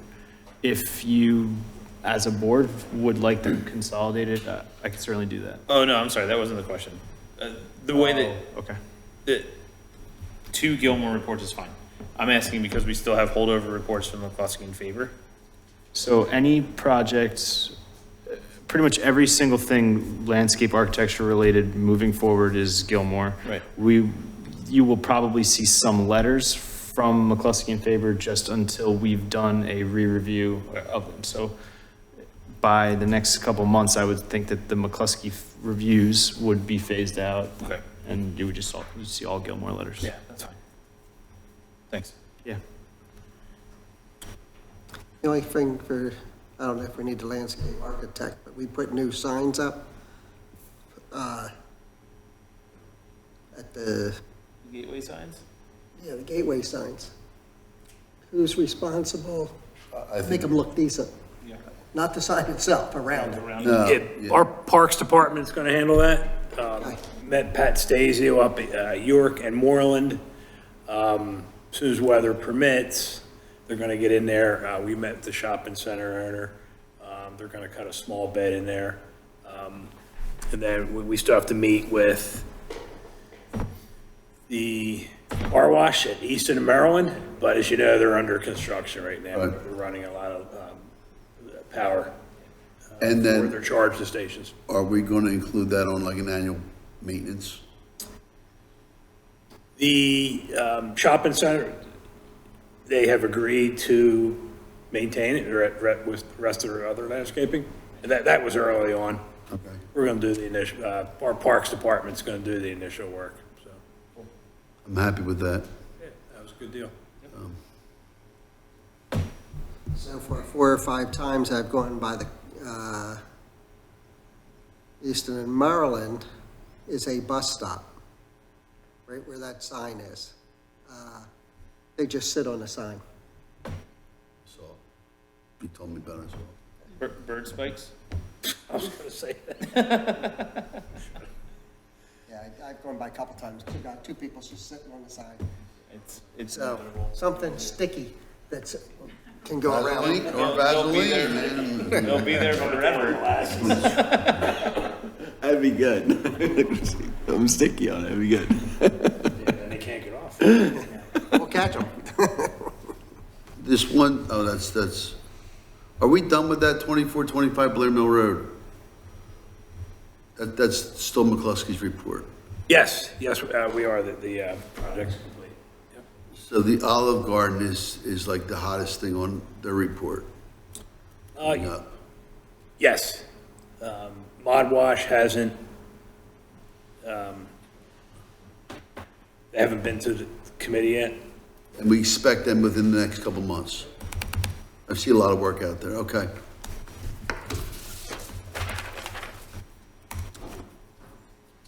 Okay, let's talk about the Eastern Montgomery County Turnpike interchange. Yeah, it was requested that this be a recurring item on the agenda. We don't have an update because the meeting's coming up in the next week or so, but at the next Finance Administration meeting, the committee will be looking at the revised agreement. You'll recall late last year, the board approved the draft agreement. They went back and made some revisions. They're not major and they're not significant, but I think they're material. I think they're enough that you should probably take another look at it. So that'll be at the committee meeting next week, and then hopefully approval at the February meeting, and then we'll be kind of official. Now, it's got Eastern Montgomery County. So that's, Matt Edmonds is tied to this. Yes. And did we employ the request to reach out to Lower Moreland? We did. So Hatboro is requested to include Hatboro, requested to include Lower Moreland. We'll see if all that happens. So the invitation will be extended. And then, of course, it includes Upper Dublin, Abington, They were already there. Horsham, and I think that's it. Okay, that's important. Yeah. All right.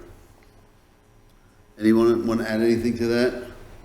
I get, it's, the one thing that I do want, and we can talk about that later, this is about the formation of the committee. I get that, is that, you know, we have that dusty study that was done in 2012 or 2013, the Montgomery County cross the Turnpike Corridor study. And, you know, that's what brought us, you know, the Walsh Road interchange and the Shoemaker interchange, and we couldn't get a county line road. We couldn't get anything studied beyond. It stopped at 611. Yeah, that's it. You're not going any further. Now, that study also told us that 4 lanes in each direction was very desirable. But I see directional drilling taking place now, and they're stubbing up conduit for wires that's inside of that right of way you need for the 4th lane. It don't make any sense. They're out there digging, and when you ask the people who are in this room from the Turnpike, they pretend like they don't know what you're talking about. Well, on the one hand, you're absolutely right. I've seen those plans as well. On the other hand, you probably saw the article in the newspaper. Broke. Yeah, they have no money. And so my guess is you're not going to see some of those kinds of things we'll all be gone probably by that time. You still don't do stupid work, right? Like, yeah. Yeah, yeah. And if if it's $100 million for a Welsh Road interchange today, how many miles of one lane in each direction does that $100 million give me? Yeah, I don't know. But I mean, just the fact that If it's $1 million a mile and I get 100 miles of the turnpike with another lane, it's a good move. Commissioner, they have, I mean, you saw the article, they have more debt than the entire state of Pennsylvania combined. I know. It's like, I know just, the numbers. Yeah. And I mean, they're trying to steal from PennDOT and from SEPTA, and they got caught. And, and they pay the people a whole lot of money, and they got caught.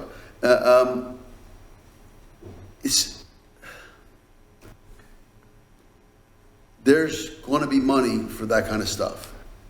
And if you're doing, you know, 500,000 cars a day at an interchange, you're going to get federal money for that kind of work. But you can't be putting, you know, barriers in the right of way you need. Build it wider. I mean, well, we're certainly hoping there's going to be money because that's what we're asking for the interchange. And I think it's the federal money right now that is, I mean, there's a lot of federal money out there right now. on its way. Yeah. We have to be at the top in front of the line, yes. Yeah. All right, very good.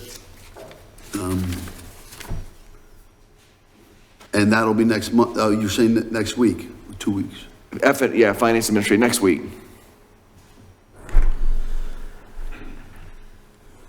Okay, EAC. We can certainly talk about your Birdtown issue too. We don't have to wait till next week. Right? I think we've got it on the Parks and Rec for next week. Actually, Pat said it was too full. I'm sorry? Pat said that his agenda for next week was too full. So he said no? Oh, my Yeah. That sounds like Pat. Put it on there. Nick, come up here. Is your agenda too full next week? I have no idea, I haven't seen it. All right. I'd say yes. So one thing's already been discussed, and that's surveying the property lines for the library for the Outdoor Environmental Education Center. So that's good. Plastic bag ban, we already talked about that. So we're just zooming through here, right? Birdtown is now under Pennsylvania Audubon Council instead of the National Audubon Society. So they do need us to basically repass the same resolution, but with a different entity. So instead of it saying, let's see, what did our original one say?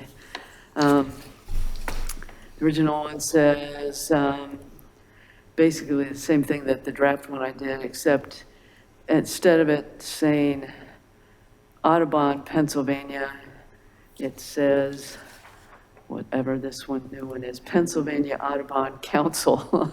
I mean, it's splitting hairs, and the logo has changed.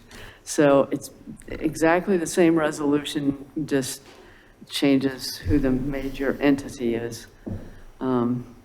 So ideally, we'd have this done by the end of the month. That's what they want, but it's up to you guys. So I don't think this whole community got as excited about Birdtown as we thought they were going to. Yes, and we hopefully, that's one of the things, one of the reasons I think that it kind of got turned over to this more concentrated group, if you want to say more focused group, is that their whole idea is to, you know, get everyone excited about it, to get townships more involved. And that's one reason they're now requiring an annual report, which I sent you a copy. And the EAC can fill that out and then submit it to you guys for approval and before we turn it in, of course. But they do want to reinvigorate bird towns. And like I said, that's one reason it got. Well, as you know, I wanted Fair Oaks Park to be, you know, an Audubon venue. Mm-hmm. And we got to get a couple other things done first. Mm-hmm. So can we continue to work in that direction, and will the Audubon Association help us develop that to be more bird friendly? With ideas, yes. With money, probably not. I mean, Audubon's a nonprofit. They don't have much in the way of money. Our local Audubon. Are they writing grants? For their own funding? I'm not inside the Audubon Okay, working. So fair enough. No, Wyncote Audubon is the local Audubon entity. I don't know if Lee Altadonna, I could talk to him and ask him, but they would love to see Fair Oaks as, having bird habitat, and they would like to also lead bird walks. We could do that at Mason's Mill at this point. And also like to see maybe something at the library. We do. Pennypack Trust doing bird walks also? Yes, they do, yeah. And then also we have something at the Earth Day Fair. Being able to kind of advertise, say, monthly bird walks would probably help. We have done that in the past, didn't have a really big turnout, but the longer you hold them, and the more they're known about, the more people will show up.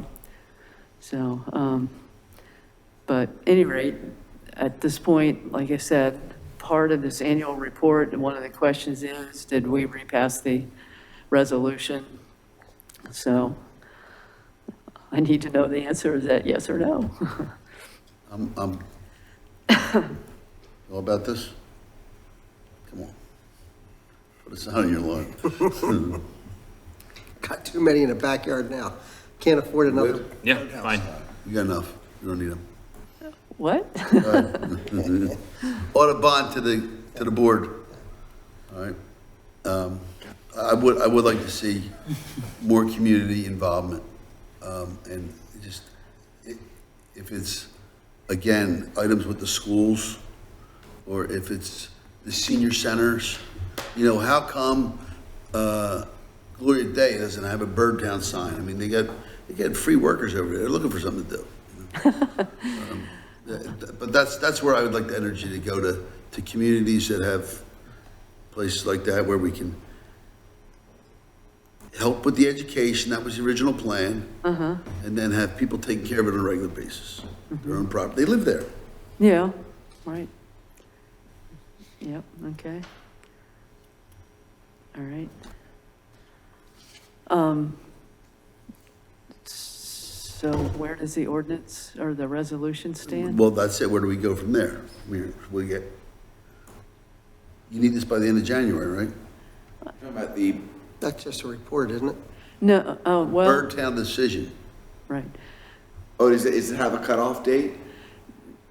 It's not like they're gonna come and string us up or something, but they would like to have them done by the end of January. Okay, that's what I heard. Yeah, you could do it the same, just approve it. She could send it, or we could send it off and then ratify it at the February 6th. So, but you're saying it's not gonna be a problem if you vote on it February 6th? Yeah, true, although I won't be here. All right. I know so many things are going on February 6th. I mean, we could send it off. I mean, is there any opposition? So we could send it off before the 6th to meet the deadline and then ratify it at the February 6th meeting. Seems like it's a pretty straightforward thing. It's not a very controversial item. So I think you had a draft all worked up. Yeah, I sent it to everyone. Do we just need to put it on letterhead, I guess, or? And fill in Upper Moreland. Okay. Yeah, All right. okay. Of course, we're continuing to plan for Earth Day. Obviously, that takes a lot of planning. And we would, of course, like to have the live animal presentation again and a DJ in the park, if that's okay. And basically do what we've been doing. Do we have to give permission to have the animals in the park? All in favor? That's probably next week, right? Is that Parks and Rec usually? Well, it's the AC. Yeah. He's got a, yeah. Need you guys to handle the part. Whatever. With the grass cut lower, so right in ordinance. All right. Right. And that's We pretty have much to it. February. That's a good point, though. That comes to us every year. Boileau or Farmstead. Okay, can we do by resolution or Event. something that we don't have to, it's in Parks and Rec. Yeah. Pat should be able to okay that. Right now, it has to come to us. It's in his parks. He's head of the parks. Can't Pat just approve those things and not come to us? Yeah, at worst, you should just be able to get a vote from the full board, right, without drafting an ordinance or Yeah, resolution. but why should It's an we bother administrative with it? task. All right, It's- so just, You have a director to do this stuff. Why do we look at it every time we want to put a goat in a field? Seriously. you're the president, you tell me one. All right. Ask if we have to change an ordinance or whatever to direct for Parks and Rec director to be able to make that decision. Yeah, I mean, I don't know if we've ever even cited an ordinance when you as a board have made that No, decision. we didn't. So We I'm just sure it's voted, not in there. voted to relax the rules. Right. For a one-day event. Big deal. Right. No vetted mistakes. Yeah. Was it in there? Give the authority to get that, yes. So I guess that'd just be a resolution then, right? Yeah, at worst. Do you want I to, think it would just be a vote. Motion, What do you need a vote for? because he said so. Okay. The agreement with Farmstead Park, Pat can make those decisions. Come on, microphone, you know the rules. That's why I said, that's why I don't want, it shouldn't have to come to us to put a goat in the field. Nick, you can take the microphone back there with you and Cheryl pass back and forth. Yeah, I was going to If you want a say, it's resolution, in we can the draft one. agreement with the Farmstead Park that Pat, when they have events there below 150 people or 50 people, whatever, Pat can make the decision. Like you said. But he should be able to do it in any of our parks. Right.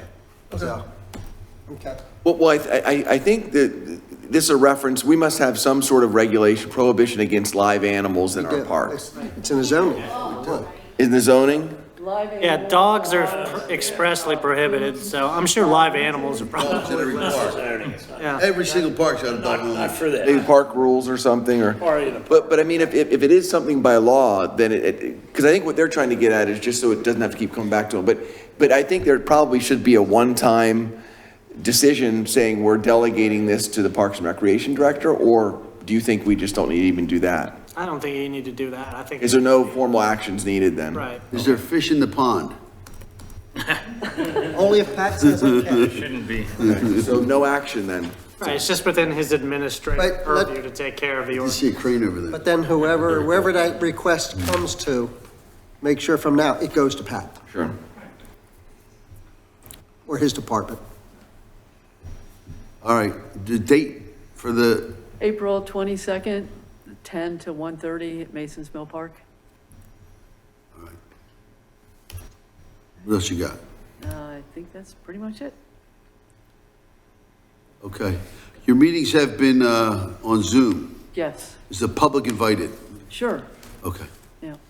It's posted on the township website with the Zoom link. Wonderful. Are you looking to get back to public meetings, or you like and continue it on Zoom? I'm pretty paranoid. Yes, you are. Okay. I think we should look for a time frame to get back to public meetings, but your meetings have been very efficient, and I appreciate that. Thank you. Upper Moreland Historical Commission.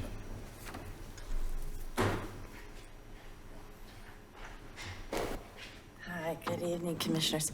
I had to laugh at my own minutes and my own agenda. We've had our desire to work closely with our good friends on the UMHA, our Historical Association. So I titled the report to you this evening, the UMHA. So obviously, my laptop wants me to continue to keep that thought in mind, that we are working strongly with them. I will change that and I will send that back to you, Matt, so that it looks right going down the pike. So we had a brief meeting in December. We didn't have enough people for a quorum. We had a larger meeting in January, and some decisions have been made. Alan Sentman, just to make that clear, is now our secretary. And the other members, myself as president, Udo Marin as vice president, and Bonnie McDonald as treasurer remain. Our website is up and running. We are working on content and direction. I went through all of it the other day and realized that, things change and then they don't change fast enough. And so the last inventory piece that we had was when I did the American Legion, and it's not on the website. Number 42 isn't there. So that's because the book was put up. The first book, I think, ended at 36. The second book ended at 41. We never decided to do another book because of the expense of it. But now that we are digital, I will definitely, with Mike Lavecchio's done a great job in getting that all You're telling us the online. Legion got ghosted. Yes, it did. You remember the event, actually. We do have ghosts, but we'll have to get to that. It just struck me like, oh my gosh, that actually happened.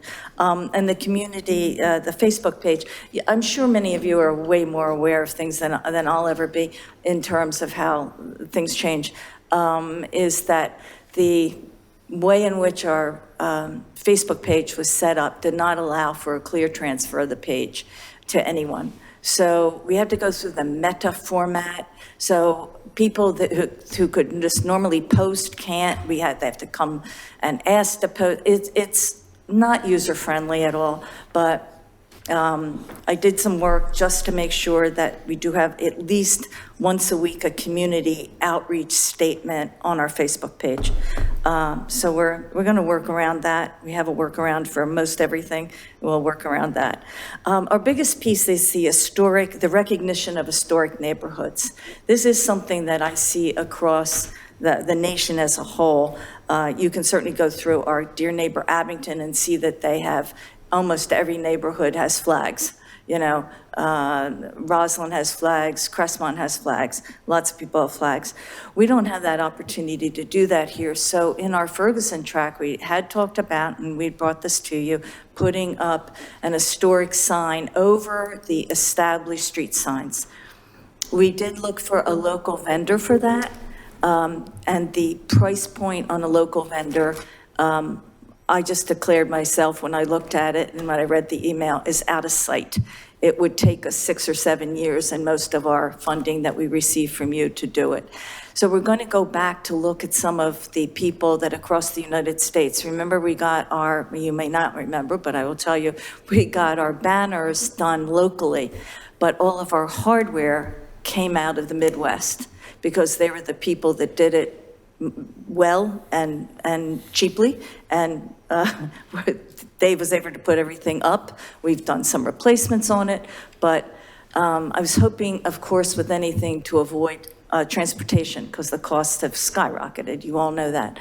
But it looks like we're going to have to maybe actually go to Texas, where they've been doing this for so long. Every town in Texas, it looks like when I read, has some type of topping on their signs to let you know Sam Houston was here or something like that. So we wanted something that was definitively us, that would say historic Ferguson track, 1910, by the way, or somebody will come up with something. And of course, lovely to be able to reach out to our UMHA friends. I did talk to Heather Greenleaf, long-term member of the commission as well, former member now, and UMHA she remains in.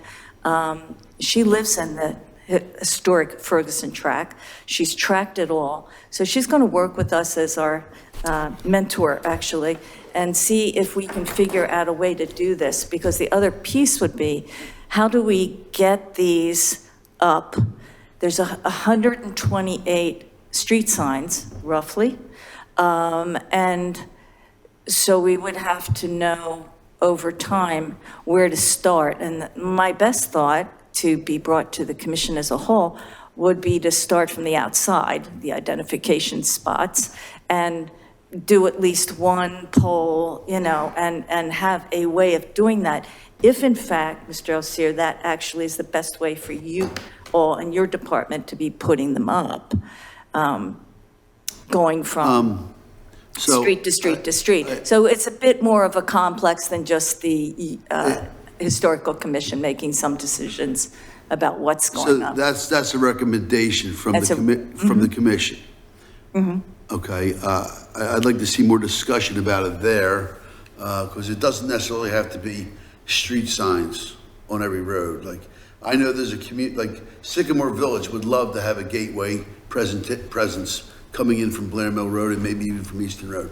They're not historic homes, but there's some energy there to make that happen. We talked about this before, putting them on the street signs. Because it was one matter, Dawson Matter, Fraser Hill. And we did, we ran into the expense. Right. It's huge, to do each individual sign, because I think there are like 9 different areas in the township. And we have a strong, like, Moreland Manor, like, that's solid. Yep. You know, and then the houses fit it. They're not 100 years old, but there would probably be more community interest in something like that, where there's a defined community and architecture, and it's pretty consistent. I'm not so sure that, you know, what do you call, you know, that area where the alphabets are? You know, it's because it's developed over many years.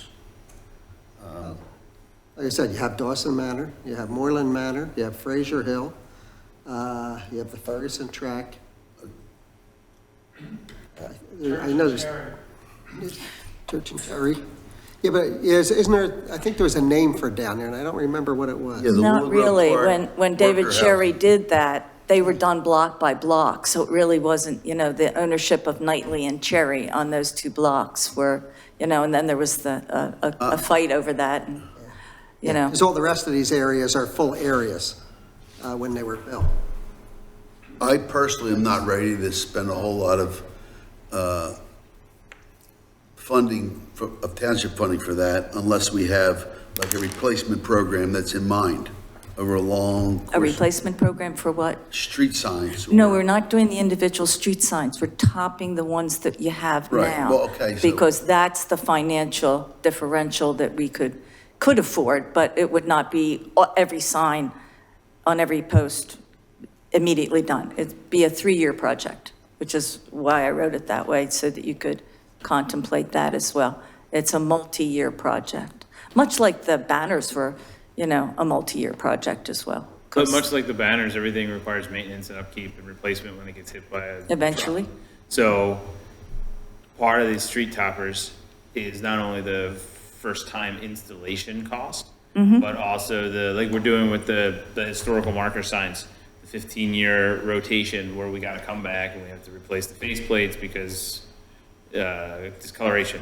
So to Commissioner Spearing's point, there is a longer plan that we should discuss in committee or commission about what it means and how we turn it over when the time comes. Because somebody has to maintain ownership of it. So, yeah, that's a good point. So, I don't see a commitment to it right now, but I'm actually interested in hearing more about how that would transpire in your committee. Yeah, and we talked about it in different ways, and I think we'll have to go back and discuss the research that Susan's found about pricing, and then what it means for the Historical Commission's budget. I mean, other communities have done flagging, other communities have just done American flagging. You know, there is a kind of a will, though, in communities to make it known to people coming in that, you know, there's some historical presence here. And that tends to stabilize and also raise prices on homes in a good way, that people want to be there and they want to be in the schools. And this all adds up to an economic driver, too. You know, the Historical Commission has brought this idea forward with the birthday of the United States of America coming up in 26.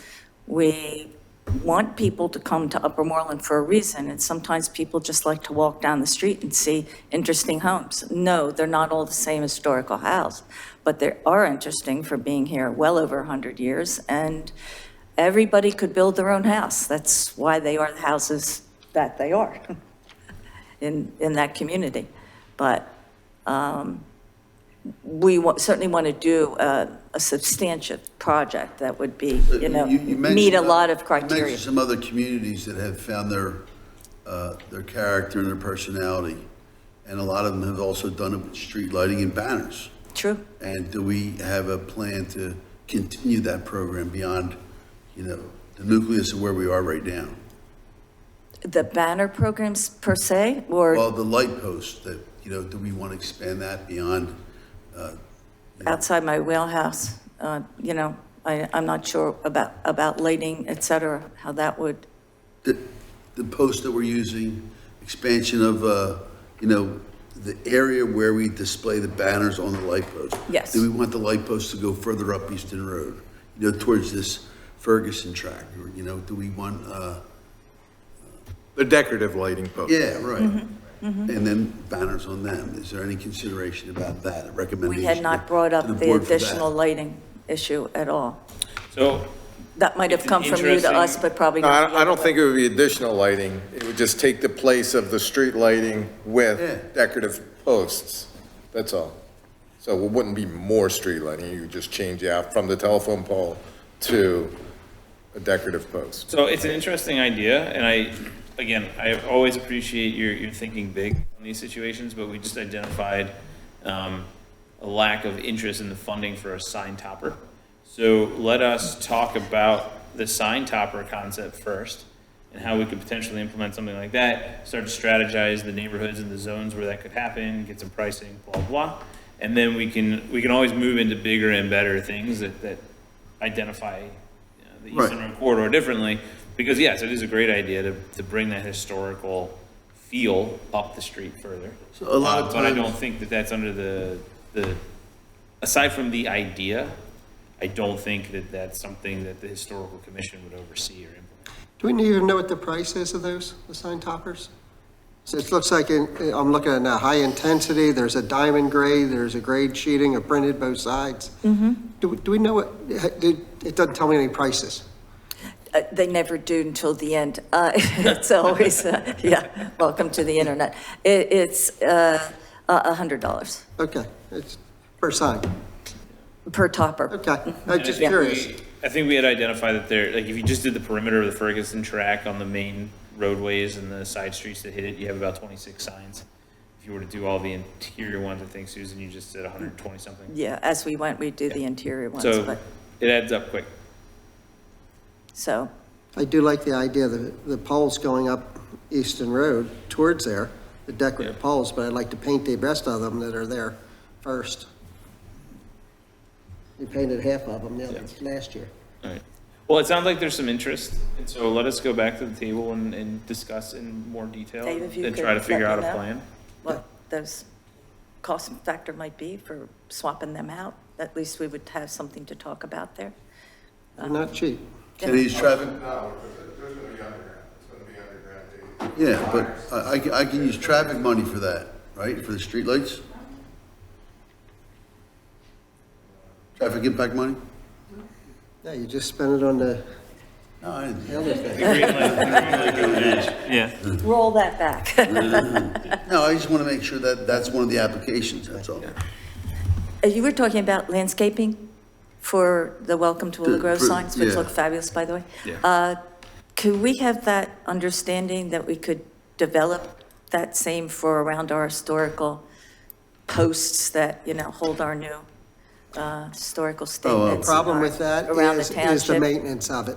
Pardon me? The problem with that is the maintenance of it. What we're hoping is, like I said, the two signs is all it is. Right. And the owners are going to do that, of the property, not Where the us. sign? Our gateway signs. Oh, your gateway The shopping signs. centers, they will Okay. take care of them. Okay. You start doing all the posts and all the other thing, But there's some, like we're doing the one at the farmstead, right? Like that's our maintenance. There's But some. then there are ones that are part of land development. Yeah. that We could be- encourage the people that have them on their property to also do that if we had a similar landscaping idea that we could mimic, that But would look like, I like that. just for consistency. If we have a need for a certain one, I would like to hear about that for sure. Okay, well, the ones that sit in concrete, we don't have to worry about, they're out there. There you but go. But the ones that don't, so that if we could mimic that, so, thank you. We'll see you next month. Thank you. Thanks for putting the report in first. And Thanks for I, putting a written thing in, so we knew what you were talking about. Oh, that's the third one, actually. I'm just saying, I appreciate that. You're welcome. any visitor comments? Redevelopment? Commissioner comments? I have one thing I'd like to add, the Historical Association, their lecture series, there's a event tomorrow, at 7:30 in the library community room, past and present of the Lenape Nation in Pennsylvania. So, in person, should be good. Cool. Yeah. They have a good lecture series. I just want to talk to the board here about a cat issue we're having in the Fair Oaks Park area. I've had several conversations with Chief Block about this. We've had feral cat issues all over the township, and now it's really gotten out of hand. So hopefully we can talk about that under Public Safety and Health next week. And our hopes are to get an estimate of exactly what's out there, and maybe have forgotten cats help us with that. It's a ploy to get the dog catcher again. Yeah. There's white ones, there's brown ones. Come on. You know this? It's really, we had a police officer working on it. Now, I need another one. All right? All right. Anything new, you? Yeah, I'm pretty good. Okay, the mod car wash is moving forward, and it will be in the upcoming meetings. So just want to make that announcement. Which one's the mod? Eastern Road? 2711 Easton Road, yeah. Okay. Have we heard from the other one too? Eddie knows. Davisville? The Cloud 9 now. Okay. So that's the one I did hear is coming. Yeah, okay. Mod. All right. Anybody else? Okay.